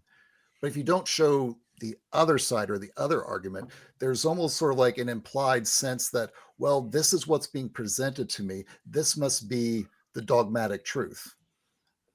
And if you don't have a sense of balance in presenting this stuff, it can sort of create this sort of weird, odd debate about, okay, well, again, what is truth? I mean, I don't know if you guys remember. Do you remember the Rigoberto Menchú controversy years ago? I do not. No, go ahead, Mike, because I'm drawing a blank. Yeah. So Rigoberta Menchú is a famous, she's still alive. She's a Guatemalan, let's say, a social activist.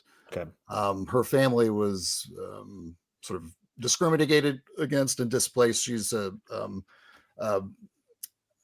Mayan. And the brutal regime in Guatemala at the time was basically just like taking a scythe through the farmlands of Guatemala, especially against the Mayan community.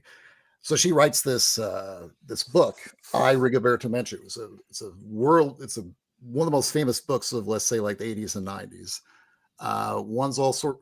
Won all sorts of prizes. I think she won the Booker Prize and things like that. Mhm. She won the Nobel Prize for Peace, I think, in '93 thereabouts. Okay. Amazing story. The problem is that she made a lot of it up. Mhm. The New York Times did an investigation, found the brother that she said that got burned alive was not burned and actually working at a farm somewhere in Guatemala, and they interviewed him. Mhm. The family farm may have been a little bit more of a controversy related to a rival, let's say, like a farm community, and not necessarily the government itself. And so there was this weird debate going on about how to deal with this book. Do you teach it straight as if, okay, this is the truth about what happened in Guatemala? And let's be very clear, what she was writing was probably happening to a lot of people. It doesn't necessarily happen to her, but yeah, the Guatemalan government at the time was outrageously corrupt and brutal, which to the point where it kind of makes you wonder, it's like, well, you didn't really need to lie about that stuff. You could have just, like, told a different story without making an autobiography. And the people on the other side of the debate were saying, well, we just need to pull this book out entirely. I think that kind of highlights the problem in which we present text within education, is that, can you frame this in the right way to say, okay, this is a perspective. There may be parts of this book that are actually not really true, but it's actually still valuable to read it. I think that's one way in which I often think of books that people will look at and say, all right, I don't like this book because it doesn't tell the story I want to hear, or I don't want my kids to hear this story. And unfortunately, there's this tendency to look at history like it's, say, your Netflix favorites again, where you go through and you critically analyze history, not necessarily like you're trying to learn something about the events of the past, but it's literally like fans of Game of Thrones complaining about the last season. It's like, oh God, why did she have to burn the villagers in King's Landing? Why couldn't she do so? I'm not really going to pay attention to this one, but this other Netflix show, like, I'm going to pay a lot of attention to that one. Oh yeah. Well, and that's, I think I think we just kind of popped open that this is really the cork firing off the top of this, because there's a lot here, and I'm gonna back this train. I'm gonna go from where Mike landed to backwards a bit, because I think that this is a very interesting thread that we're on. When you can choose, first off, when you can choose your own media, when you can be your own editor, it really kind of forces us to be more critical, which most people may not want to do, because when they go, like you see my couch back there, when I'm sitting on it, I don't necessarily be thinking about high-minded ideals. I just want to zone out for an hour or two. What's going to be on the background while I'm playing Candy Crush? And this is where the majority of our population, the world, is. And so not only that, but now when algorithms can kind of guess what you want, when networks don't have to program to the center, but they can program to different groups, when content can be moved to those directions, it really makes this a much more complex issue as to finding truth, because now they can cater. Now we can have truth catered to us. We can get the information we see. Now, how does that translate to public schools? Public schools are still a relatively new concept, especially the way that we do it.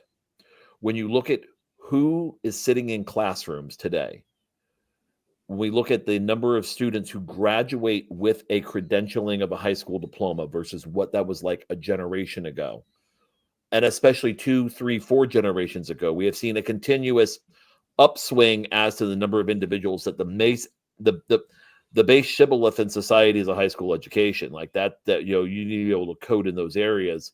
You can still get by, but we're still asking you to maybe go back and get to get a GED or an HSC, high school equivalency, for you to participate in our modern society. That is your, that may be your entrance ticket. That is your base level of expectation that you're kind of going with. Not to say you can't do it without it, but eventually you're going to, even then, if you don't get the high school diploma, the Core 40 in Indiana, or it used to be the Core 40 in Indiana, or whatever the one in Kentucky, the core diploma in Kentucky is, or Pennsylvania, you're walking with some sort of equivalency that say that you've done that at some point in your life. There's a more than likely you're going to be hitting that area. So that being said, this is a relatively new idea that we're expanding the room. We're expanding the community. We're not letting kids graduate at 8th grade, and then the more special kids get to go on to high school, which was still happening in the 1940s, 1950s, 1960s, even as late as when we were going through school. All of that being said, now the question is, how are we challenging ourselves as systems and communities to be inclusive, as inclusive as possible, in the confines of an 8-hour school day, in the confines of, okay, now you just had your 45 minutes with Mr. Malcolmson. Now we're going to the chemistry lab so you too can learn how to blow something up. I get it. And then the ridiculousness of the conversation goes to the second level, which is, Robbie and I both, Mike was in human resources. He gets this probably better than we do. It's impossible to compel anybody to do anything they don't want to do. And if even in corporate culture, especially in corporate culture, you cannot legislate from the highest level, what people's feelings are and beat out what their conditioning is through fear or through coercion or through just whatever. People are going to manipulate your system and say like, okay, you're right. Give me my cookie. Okay, now I'm going to go do what I'm going to do. We've all seen it. We've all gone through this. So this idea of indoctrination is almost ridiculous. Mike and I had this conversation. Like, if Walt Disney, with all of his power and ability, could not do that in the 1950s of sanitizing U.S. history to his vision. And we know Walt Disney tried to do this. We know Walt Disney tried to show an idyllic American life. And I love his stuff from that era. I love it. It's some of it's really entertaining. It's engaging. It's fun. It paid my uncle. Anyway, moving right along. I mean, all of that's true, but it's also something we have to look at it critically. And so when you look at, let's say, the 1619 or 1776 projects, whatever those are, if Walt Disney couldn't do it in the 50s, exactly, we do have that freedom of choice.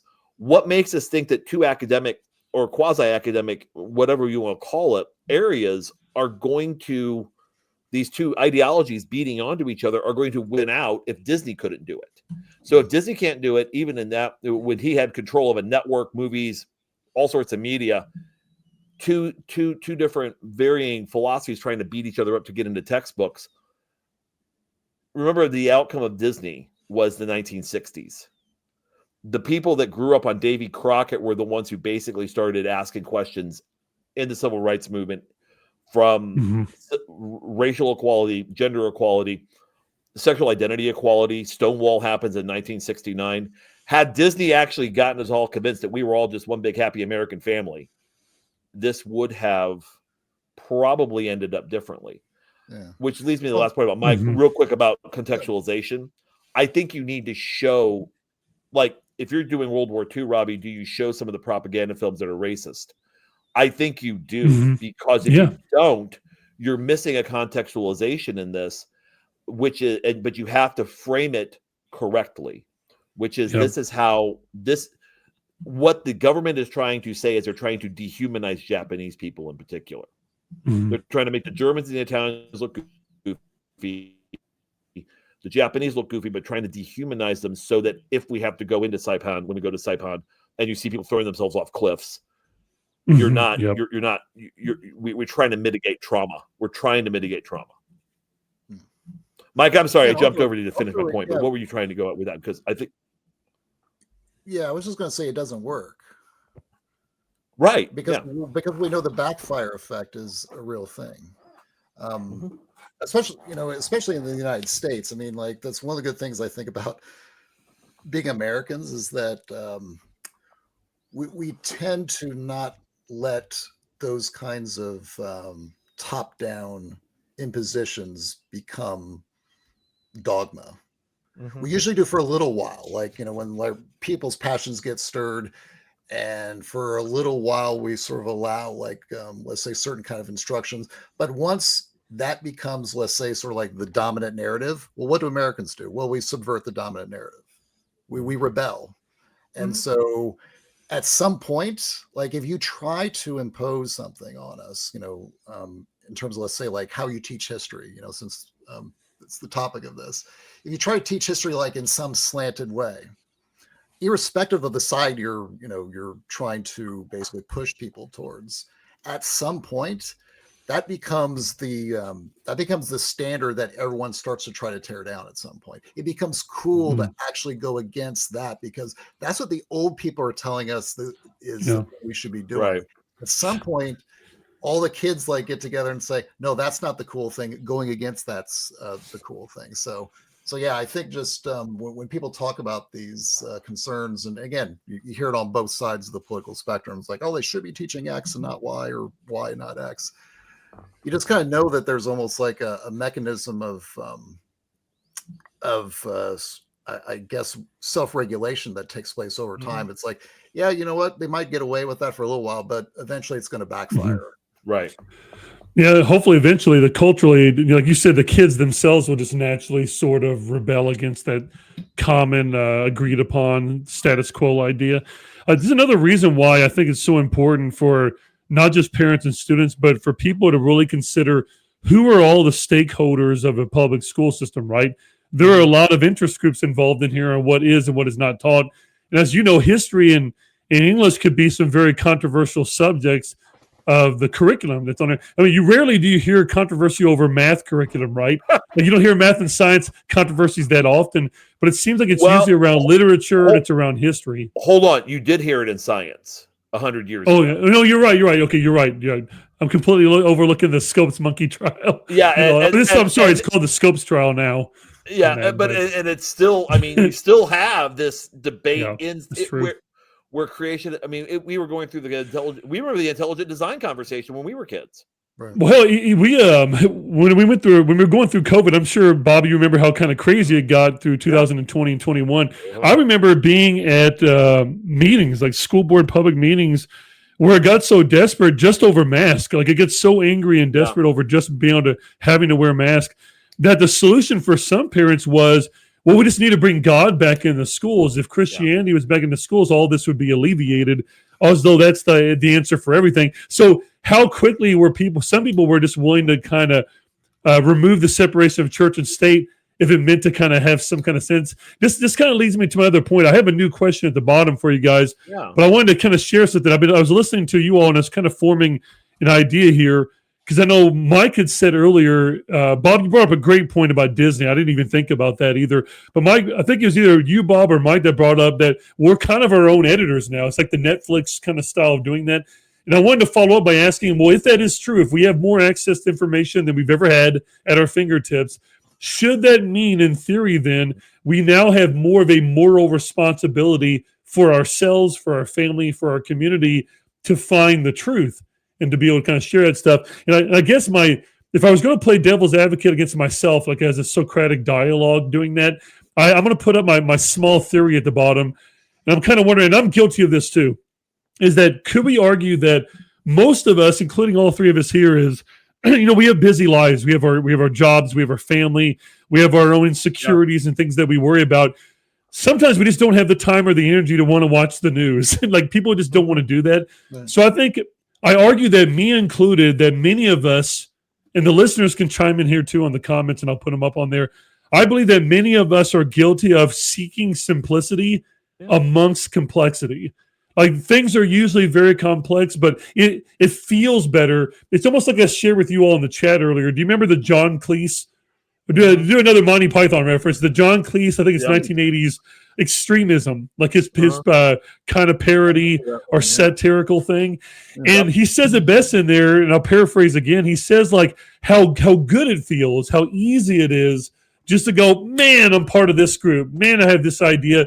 it's just a lot easier to kind of off the cusp just to say it's this one reason why these things are happening. It's this Right. thing, because it feels good to be a part of that one kind of group. It also feels good to kind of feel like I have a say in it, and it's simple, because complex is hard to explain. It's exhausting. It's sometimes suffering. Sometimes, like you said, Bob, earlier in the show, sometimes you open up Pandora's box and you don't like what you see, and now you can't close it. So what do I do with it now? How do I cope with this going forward? I would love to know, before we dive into that next question there, is what do you all think of my theory here? Do you push back on me entirely? Do you agree? What do you all think? No, Go ahead, Mike. yeah, well, it's the basis of most of what we know now about how people form their ideologies. Much of it is based upon, let's say, their own personal emotional needs. When you say that people seek simplicity over complexity, that's absolutely true, because what we need to have a sense of accomplishment and fulfillment in our, let's say, our political lives or philosophical lives is the idea that we are heroes, and that everything we're doing is seeking out, bringing about some notion of justice in a fraught world where there are enemies. People ask, we can look at history and you see all these awful events where, let's say, mobs take over countries or engage in like completely horrendous acts of like terror and mass murder, like the Cultural Revolution. I mean, 40 to 50 million Chinese good people example. died by the hands of other Chinese people. And people ask, oh my God, well, how could that happen? Well, how could that possibly take place internally within a country against itself? Oh, Solzhenitsyn wrote on that in Gulag Archipelago again. Like he said the same thing. How's it possible that Russians are doing this to the Russians? Right. And unfortunately, the one of the basic answers from a psychological standpoint is that being in an angry mob can be a lot of fun. It can give you it can give your life a sense of meaning and purpose that'd be completely impossible in the absence of the mob.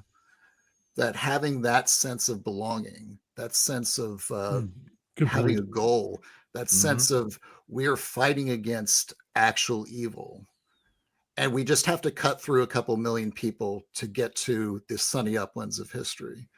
And unfortunately, that's just a part of our lizard brain in many ways. Now, obviously, if I subscribe to the Hannah Arendt quote that she has about that basically implies like the teaching of children. She says, it's like every generation is beset by barbarians. We call them children. It's the idea that we kind of have a responsibility to teach certain norms, standards, expectations of civility when it comes to just how you behave within a society. And I think that it's something that's kind of important, especially, again, going back to what we were talking about before, is that, yeah, you really have to teach people that the world is very complex, and it's not a simple Manichaean good versus evil fight where you have to take a side and then you have to fight against the evil people on the other side. It's unfortunate because we really do know more about how the human, let's say, how the human condition operates against things like sociology and psychology. We know that how people are motivated now more than we ever did, let's say, 100 years ago. The 20th century was an absolutely wonderful lab experiment. We gave out every ism that's in the book some kind of try. And unfortunately, what often happens is that if you teach, if you do not teach things in a way in which we are talking here in this conversation, you're very likely to have to repeat the lessons of the past. It'll be almost impossible because people will see, hey, everything's a blank slate. We can give this thing another go.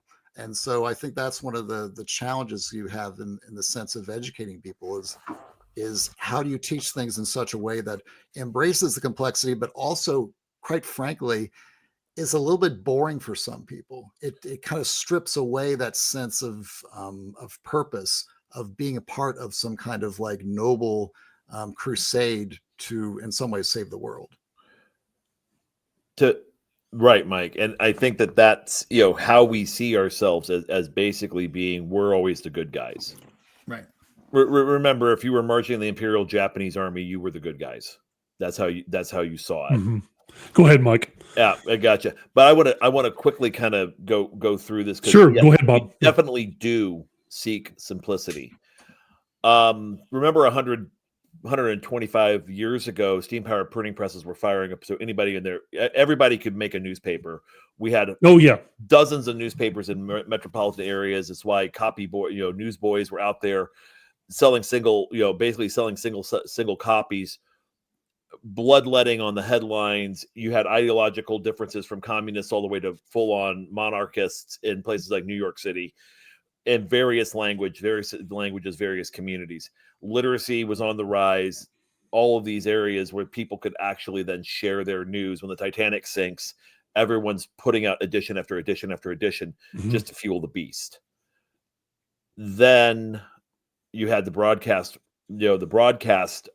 revolution, where print doesn't die overnight, but print consolidates. And then the larger print ones, where there's the Chicago Tribune was the founding partner of WGN. They find their own. They create their own broadcasting radio station, and then you have 3 or 4 networks to consolidate the building of programming. And those radio networks turn into TV networks, then turn into cable networks, and before you know it, the 3 of us are sitting on YouTube. It's a communication evolution, right? It's just it is. Goes back to when we talked about the printing press. It's like, Luther's life got a lot easier with the printing press, because then written vernacular, and then having people who could read it, being able to go that direction. So it's a similar thing where, people right now, you hear pining. Like, you'll see even people in our generation, but especially our parents' generation, say, boy, I really wish we had Cronkite back. I really wish we had. Because at that time, you didn't have 5 potential 24-hour news channels, or actually more like 12 now, because you have NBC Now and MSNBC both. You have CNN, you have Fox, you have another Fox channel. You have multiple channels all streaming live 24/7 news. Back when we were kids, it was 30 minutes in the evenings.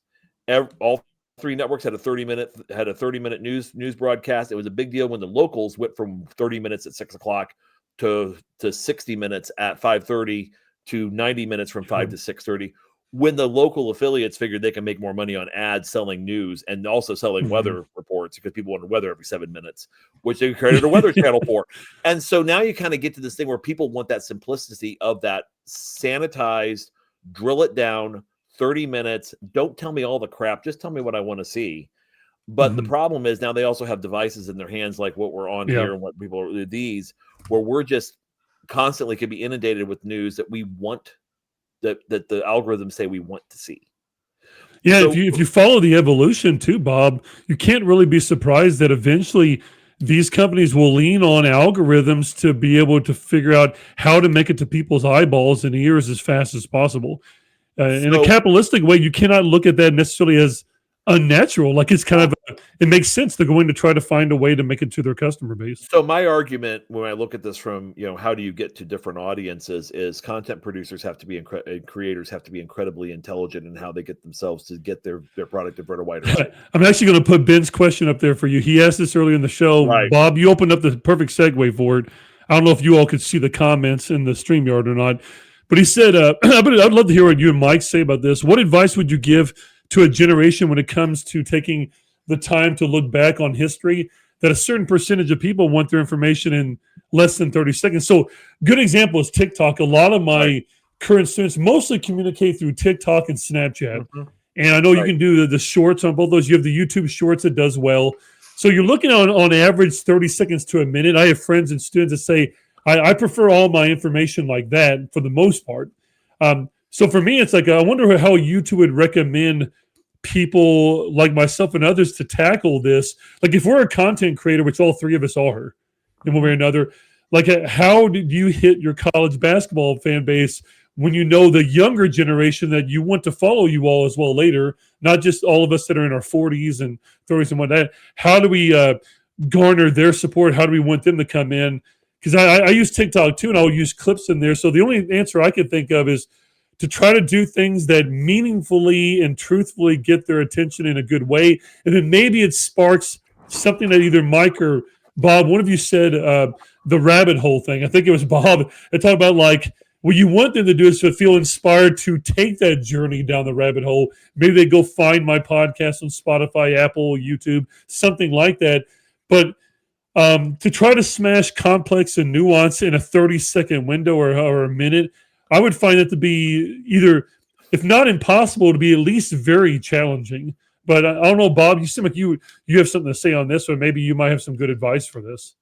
I would say it's, first off, it's like you never buy the full product without sampling it first. That's where the 30 seconds are. With any luck, this generation, and I am not one of those people who say, "Boy, this generation, we're just so screwed." No, me neither. The kids coming up, they're smarter than we are. They're kinder than we are. They're actually ready for us to go away. We were too, but they're actually better positioned to take us on than we were with our parents, and especially our grandparents. So they skipped over. Their thing is okay, boomer. They skipped over Gen X entirely. They've also grown up their entire life with that access to social media and networks. And they're going to figure that part out. So I think my advice to anybody is find something you disagree with. So it's a matter of and the content filters that start figuring out how to outsmart YouTube's algorithm and get you something you don't like. How to if you're able to optimize search engines to get you to multiple sources. Like, imagine Wikipedia is able, and this is, I think, where crowdsourcing, this is where the Wikipedia model probably works the best. Mm-hmm. The next incarnation of Wikipedia could be, okay, so here's what you align to, but here are 2 or 3 other theories that might piss you off. So we want you to look at those too. So here's your general information. Here's multiple perspectives. These kids could probably figure out how to crowdsource this, and then the three of us will go. The 3 of us will go and become oil and coal, because we're going to be the dinosaurs. we go out with adding to the fossil fuels in the ground. There's our meteor strike, and as Robbie knows well and Mike knows well, living where we all lived, mineral rights are a thing, and we'll be those minerals. Yes. Mike, what do you think on this question that Ben posed? Yeah, so it is difficult just because in 30 seconds, can you really get that much out there? I mean, the best version of actually getting a lot of history out in 30 seconds was that, I don't know if you ever watched that show, The Big Bang Theory. The lead-in song to that show was basically like the history of the world in 30 seconds. 30 seconds. Good point. Really told as quickly as. But you had to have the guy from Bare Naked Ladies to be able to even do it. The only guy that could sing like that. Yep. Exactly. Yeah. No, I agree with both of you that it is an inducement, because that's all you can really fit in there. And I've seen that before. I mean, I think there's almost like a tendency toward the lurid to get people interested in some of these history things. Like you'll see like on YouTube or something like that. Like the lead in is something kind of ridiculous. It's like, did Napoleon's scabies cause him to lose at Waterloo?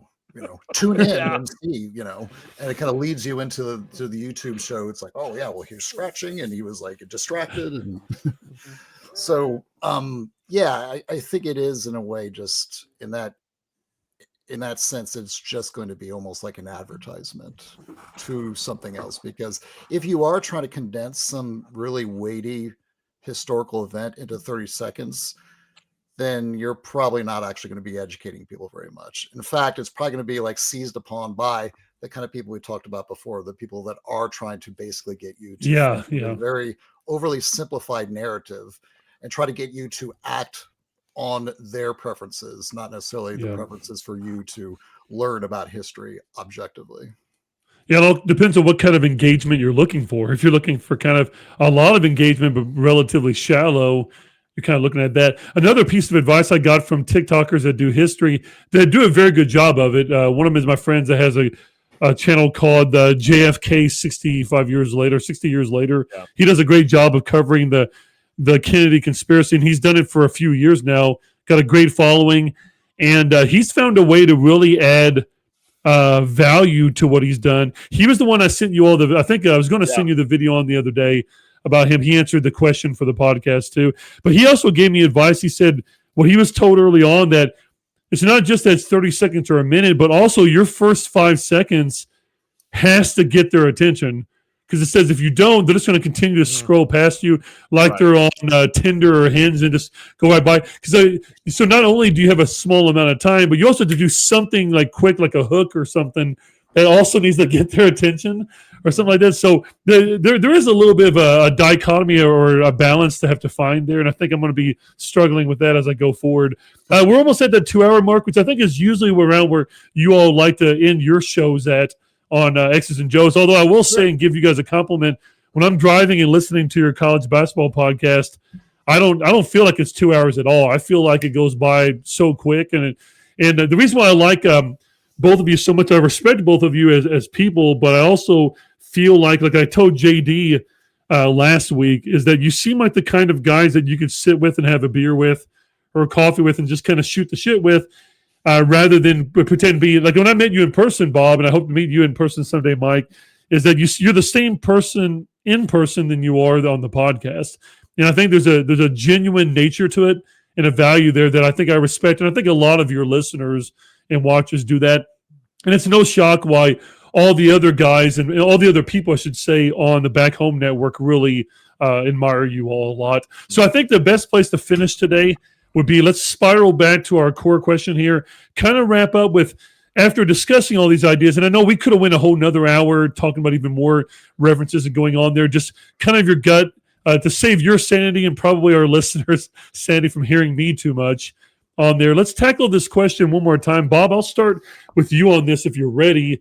Just overall now, if you're going to sit in front of, let's just say, your class or your students right now, and you were going to answer this question, why should we wrestle with history? What would be your closing argument?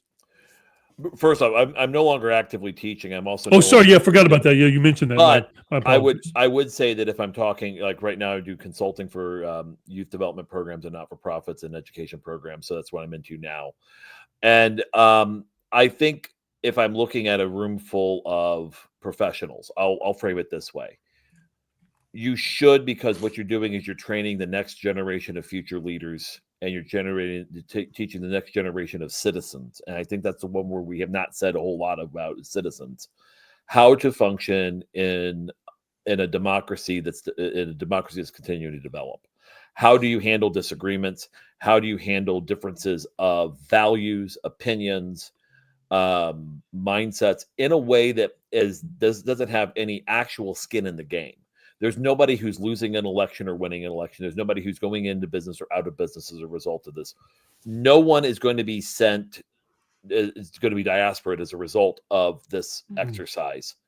There's it's basically like playing poker with funny money.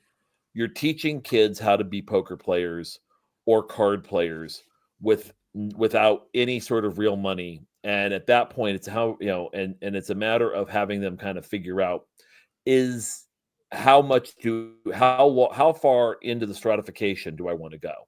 How much into blooms do I want to go? And I think that you can, as a teacher, I would even suggest to educators how you rubric this is, you can have blooms up to 4 and 5 in B level and really reward those kids with A's or A pluses who get into the evaluation and creation portions of blooms. That, base level is that sort of, so we kind of just, we that's how I would look at it. The reason why we should wrestle with it, why should we wrestle with history, is because it's forward thinking, and it's a way for us to teach multidisciplinary methodology in a way that doesn't really threaten anybody substantively. And we work through the emotional issues that go through it. That's, again, where relationship building with your students. It's why it's really hard to do this online without relationship building, because at that point, Robbie is going to, be able to get through. Mr. Malcolmson can get through to that kid, which it doesn't mean the kid has to like you. It doesn't mean any of that, because I hate when they say that to teachers. Well, if they don't like you, okay, you know what? That's a no. If you're inauthentic, and I think, thank you for pointing that. We appreciate you, Robbie, because you're incredibly, because you and Ben, Bill, you guys are so amazingly authentic, and you are who you are. And I think kids especially, value authenticity more than I think you're right. Yeah. That because they will see through that quickly, as you know. Right. If you're inauthentic, they'll know that within the first time that they meet you. Like it becomes very painfully obvious. And they may actually make you think that you like them, or they like you. Sure. Yeah. Yeah. But they're using it as a manipulation, because they're pretty quick and going, okay, we know what this person's about. Yeah. And to be honest with you, in order to teach the way I do, which I highly use the Socratic method, I do, like I always joke with you guys that, my classroom looks more like an Alcoholics Anonymous meeting or like a group therapy session most of the time. I'm 6'8", 270. Like I can be intimidating for a lot of high school students that are not close to my height. So for me, it's like, it's important that I sit with them and that we're all on that same level. We're in a circle. It's like King Arthur's round table kind of archetype, is that, I want you to go after me just like I'm going to go after you. And it's all in good fun, good measure. We're trying to just push each other. Like I said, I got to do this 6 times a day with 6 different classes. Like, try to really go after me, like try to push me. And a lot of teachers have told me before that some teachers will try this and give up early because they just can't keep that same kind of dynamic. And somehow over 14 years, I've been able to kind of have a nice balance of the way I do it seems to add that. My point being, if they didn't have a respect for me of certain kind, it just wouldn't work. Like this kind of an activity would just be crickets, or there would be a lot of random talking. I think that I've been very fortunate over the years to have wonderful students through that process. Michael, what about you as for your closing argument? I forgot to tell you guys that, my wife and I run a law club at school. I've been doing mock trials for years and do the mock trial teams. So I love doing the closing argument rhetoric way of entering this. So Mike, what would be your last convincing argument for why society should wrestle with history? Sure. And of course, Bob gave a really good answer. I'll try to dovetail a little bit. try to repeat, because he took your answers again. Exactly. He tends to do that. Yeah. We spent a lot of time together. Yeah, too much. I guess the best argument you can make for why to wrestle with history, I think, is just the fact of what we said before. You live in a very complex world. And you live in a world where you are going to be confronted with people that don't agree with you, but are agreeable. They are, good people of conscience and faith who simply come to a different angle or perspective than you do on particular events of the past. It also kind of informs people about how they process those conversations in the present. And again, you don't want to be a person that is so, let's say, rigid that you're described as often wrong but never in doubt, because you have to realize that persuasion works, coercion does not. It's something, unfortunately, that's being tried in many cases in some places, but it has been tried throughout human history too. Exactly. And again, it goes back to repeating history. Observation is that you can learn from history and understand, like, okay, we've already gone there, and now we're gonna have to try to find some angle that actually works. It's one of the reasons I always say that the golden rule is less a rule than an observation. It's sort of a trial and error, let's say, finding that took place over the course of history, where we just found out that this is the one model that kind of seems to work when you have people that operate within a society that maybe aren't exactly from the same tribe or group or religion. So that is something you try to have to impart to people through, like, teaching history, is like, this is what's happened before. And this is where things kind of went off the rails a little bit. And here's where things actually did work. And I also think that sometimes history becomes almost like the way we look at car accidents. It's like we're really attracted to the wars and strife and the blood and all that kind of stuff. We'd always look at the times in history where things are calm and boring. But I think it's actually instructive to look at those times, because those are the times you actually want to live in. You don't want to live in the times where history books have like 4 or 5 chapters on it. That's not the fun times to actually occupy. So I think that would be sort of my closing argument, is that, again, complex world, a lot of debate with decent people, and you want to avoid finding yourselves in the part of history that your great-great-grandchildren will read about. I think that is great advice. So thank you both for your closing argument for it. I wrote mine down because, as both of you know, I could be rather long-winded sometimes, so prevent me from going overboard on that. My last argument for why we should wrestle with history, it's a question I plan on asking all of my guests for at least the near future at the end of every episode, if I have one on. I'm going to have another one on, I think, next week. I think I did tell Bob and Mike on this. I think next week I should have an episode where one of my friends I grew up with, who's also a movie critic named Eric Harris, he and I are going to break down the history and the philosophy of the movie Platoon, probably one of my favorite war movies of all time, and then kind of going on to some other movies after that. So I plan on asking him a similar question there towards the end too. So my last answer here, my last argument in a couple of sentences for why we should wrestle with history, is it is a method that enables us to push ourselves and our students to think critically and actively. Wrestling with history isn't just about memorizing facts, as we said earlier. It's about engaging in a living conversation with the past. It's about learning to think with courage, humility, and curiosity, because that's how we understand not only where we came from, but where we're going. And I think that's the best way to sum up for me, is kind of building off of Ken Burns' argument last week on this past weekend. It's a way for us existentially to figure out who we are, and who are we as Americans, who are we as human beings, who are we as part of this race in general that we exist in. So, Bob, Mike, I hope you guys enjoyed your first time. I feel bad that this is your first one. I know we were supposed to do this many months ago. Would you be willing to come back on in the future? Oh, yeah, anytime. I think it'd be fun to tackle a specific topic in history. I know some movies I want to do is the Death by Lightning, the James Garfield assassination movie coming out on Netflix pretty soon. You should look up. Look up the trailer on YouTube. It's some really good actors. Michael Shannon is playing Garfield, and he's a very good actor. Was this based on the book about his assassination and the medical stuff? There's a great. I think so. I could be wrong. I have to look on that. I want to say it is. There was a book. I read the book. It's amazing because it actually goes medical as well as political. It's really. It kind of reminds me of. Do you remember that show that came out a couple of years ago on Apple? Maybe a year ago. It's called Manhunt. It was based off of the book. I think it has a similar vibe. Even I don't think it's the same director, but it kind of has that vibe to it. That John Wilkes Booth movie kind of had. There's also a movie called Nuremberg coming out, which of course is about the trials. And I think Russell Crowe's playing Goering. Yeah, I think. Really? Because I can tell by the previews he's wearing that gray kind of button-up that Goering wore. And I was like, I'm pretty sure he's playing him in the movie. I know in the past Brian Cox has played Goering before too. So I don't know if it's supposed to be a remake of something like that, but I think it's supposed to be its own standalone movie. So a couple of newer movies coming out that I'm looking forward to. I still wish there was those historical epics. I think I grew up, in a golden era of like historical epics.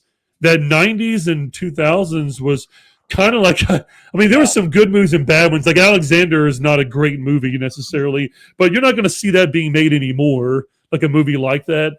No. So when that Gladiator 2 came out, I was pretty excited. It wasn't as good as I was hoping it was going to be, but I was still excited that someone took the risk to do a Napoleon movie.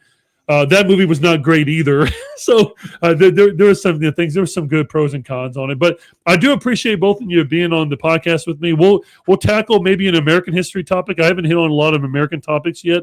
My focus has mostly been on European history so far because that's what I directly teach at school, and I'm trying to help out other teachers and students for that. But you guys seem like the type that'd be kind of okay with whatever history we're covering, as long as I give you a heads up on what we're going to do. So I'd be more than happy and proud to have both of you back to help me cover a topic in history. This was really just helping me kind of go on this main question I've been battling with for over a year now, and I just appreciate both of you being a part of that. Well, thanks for having us on.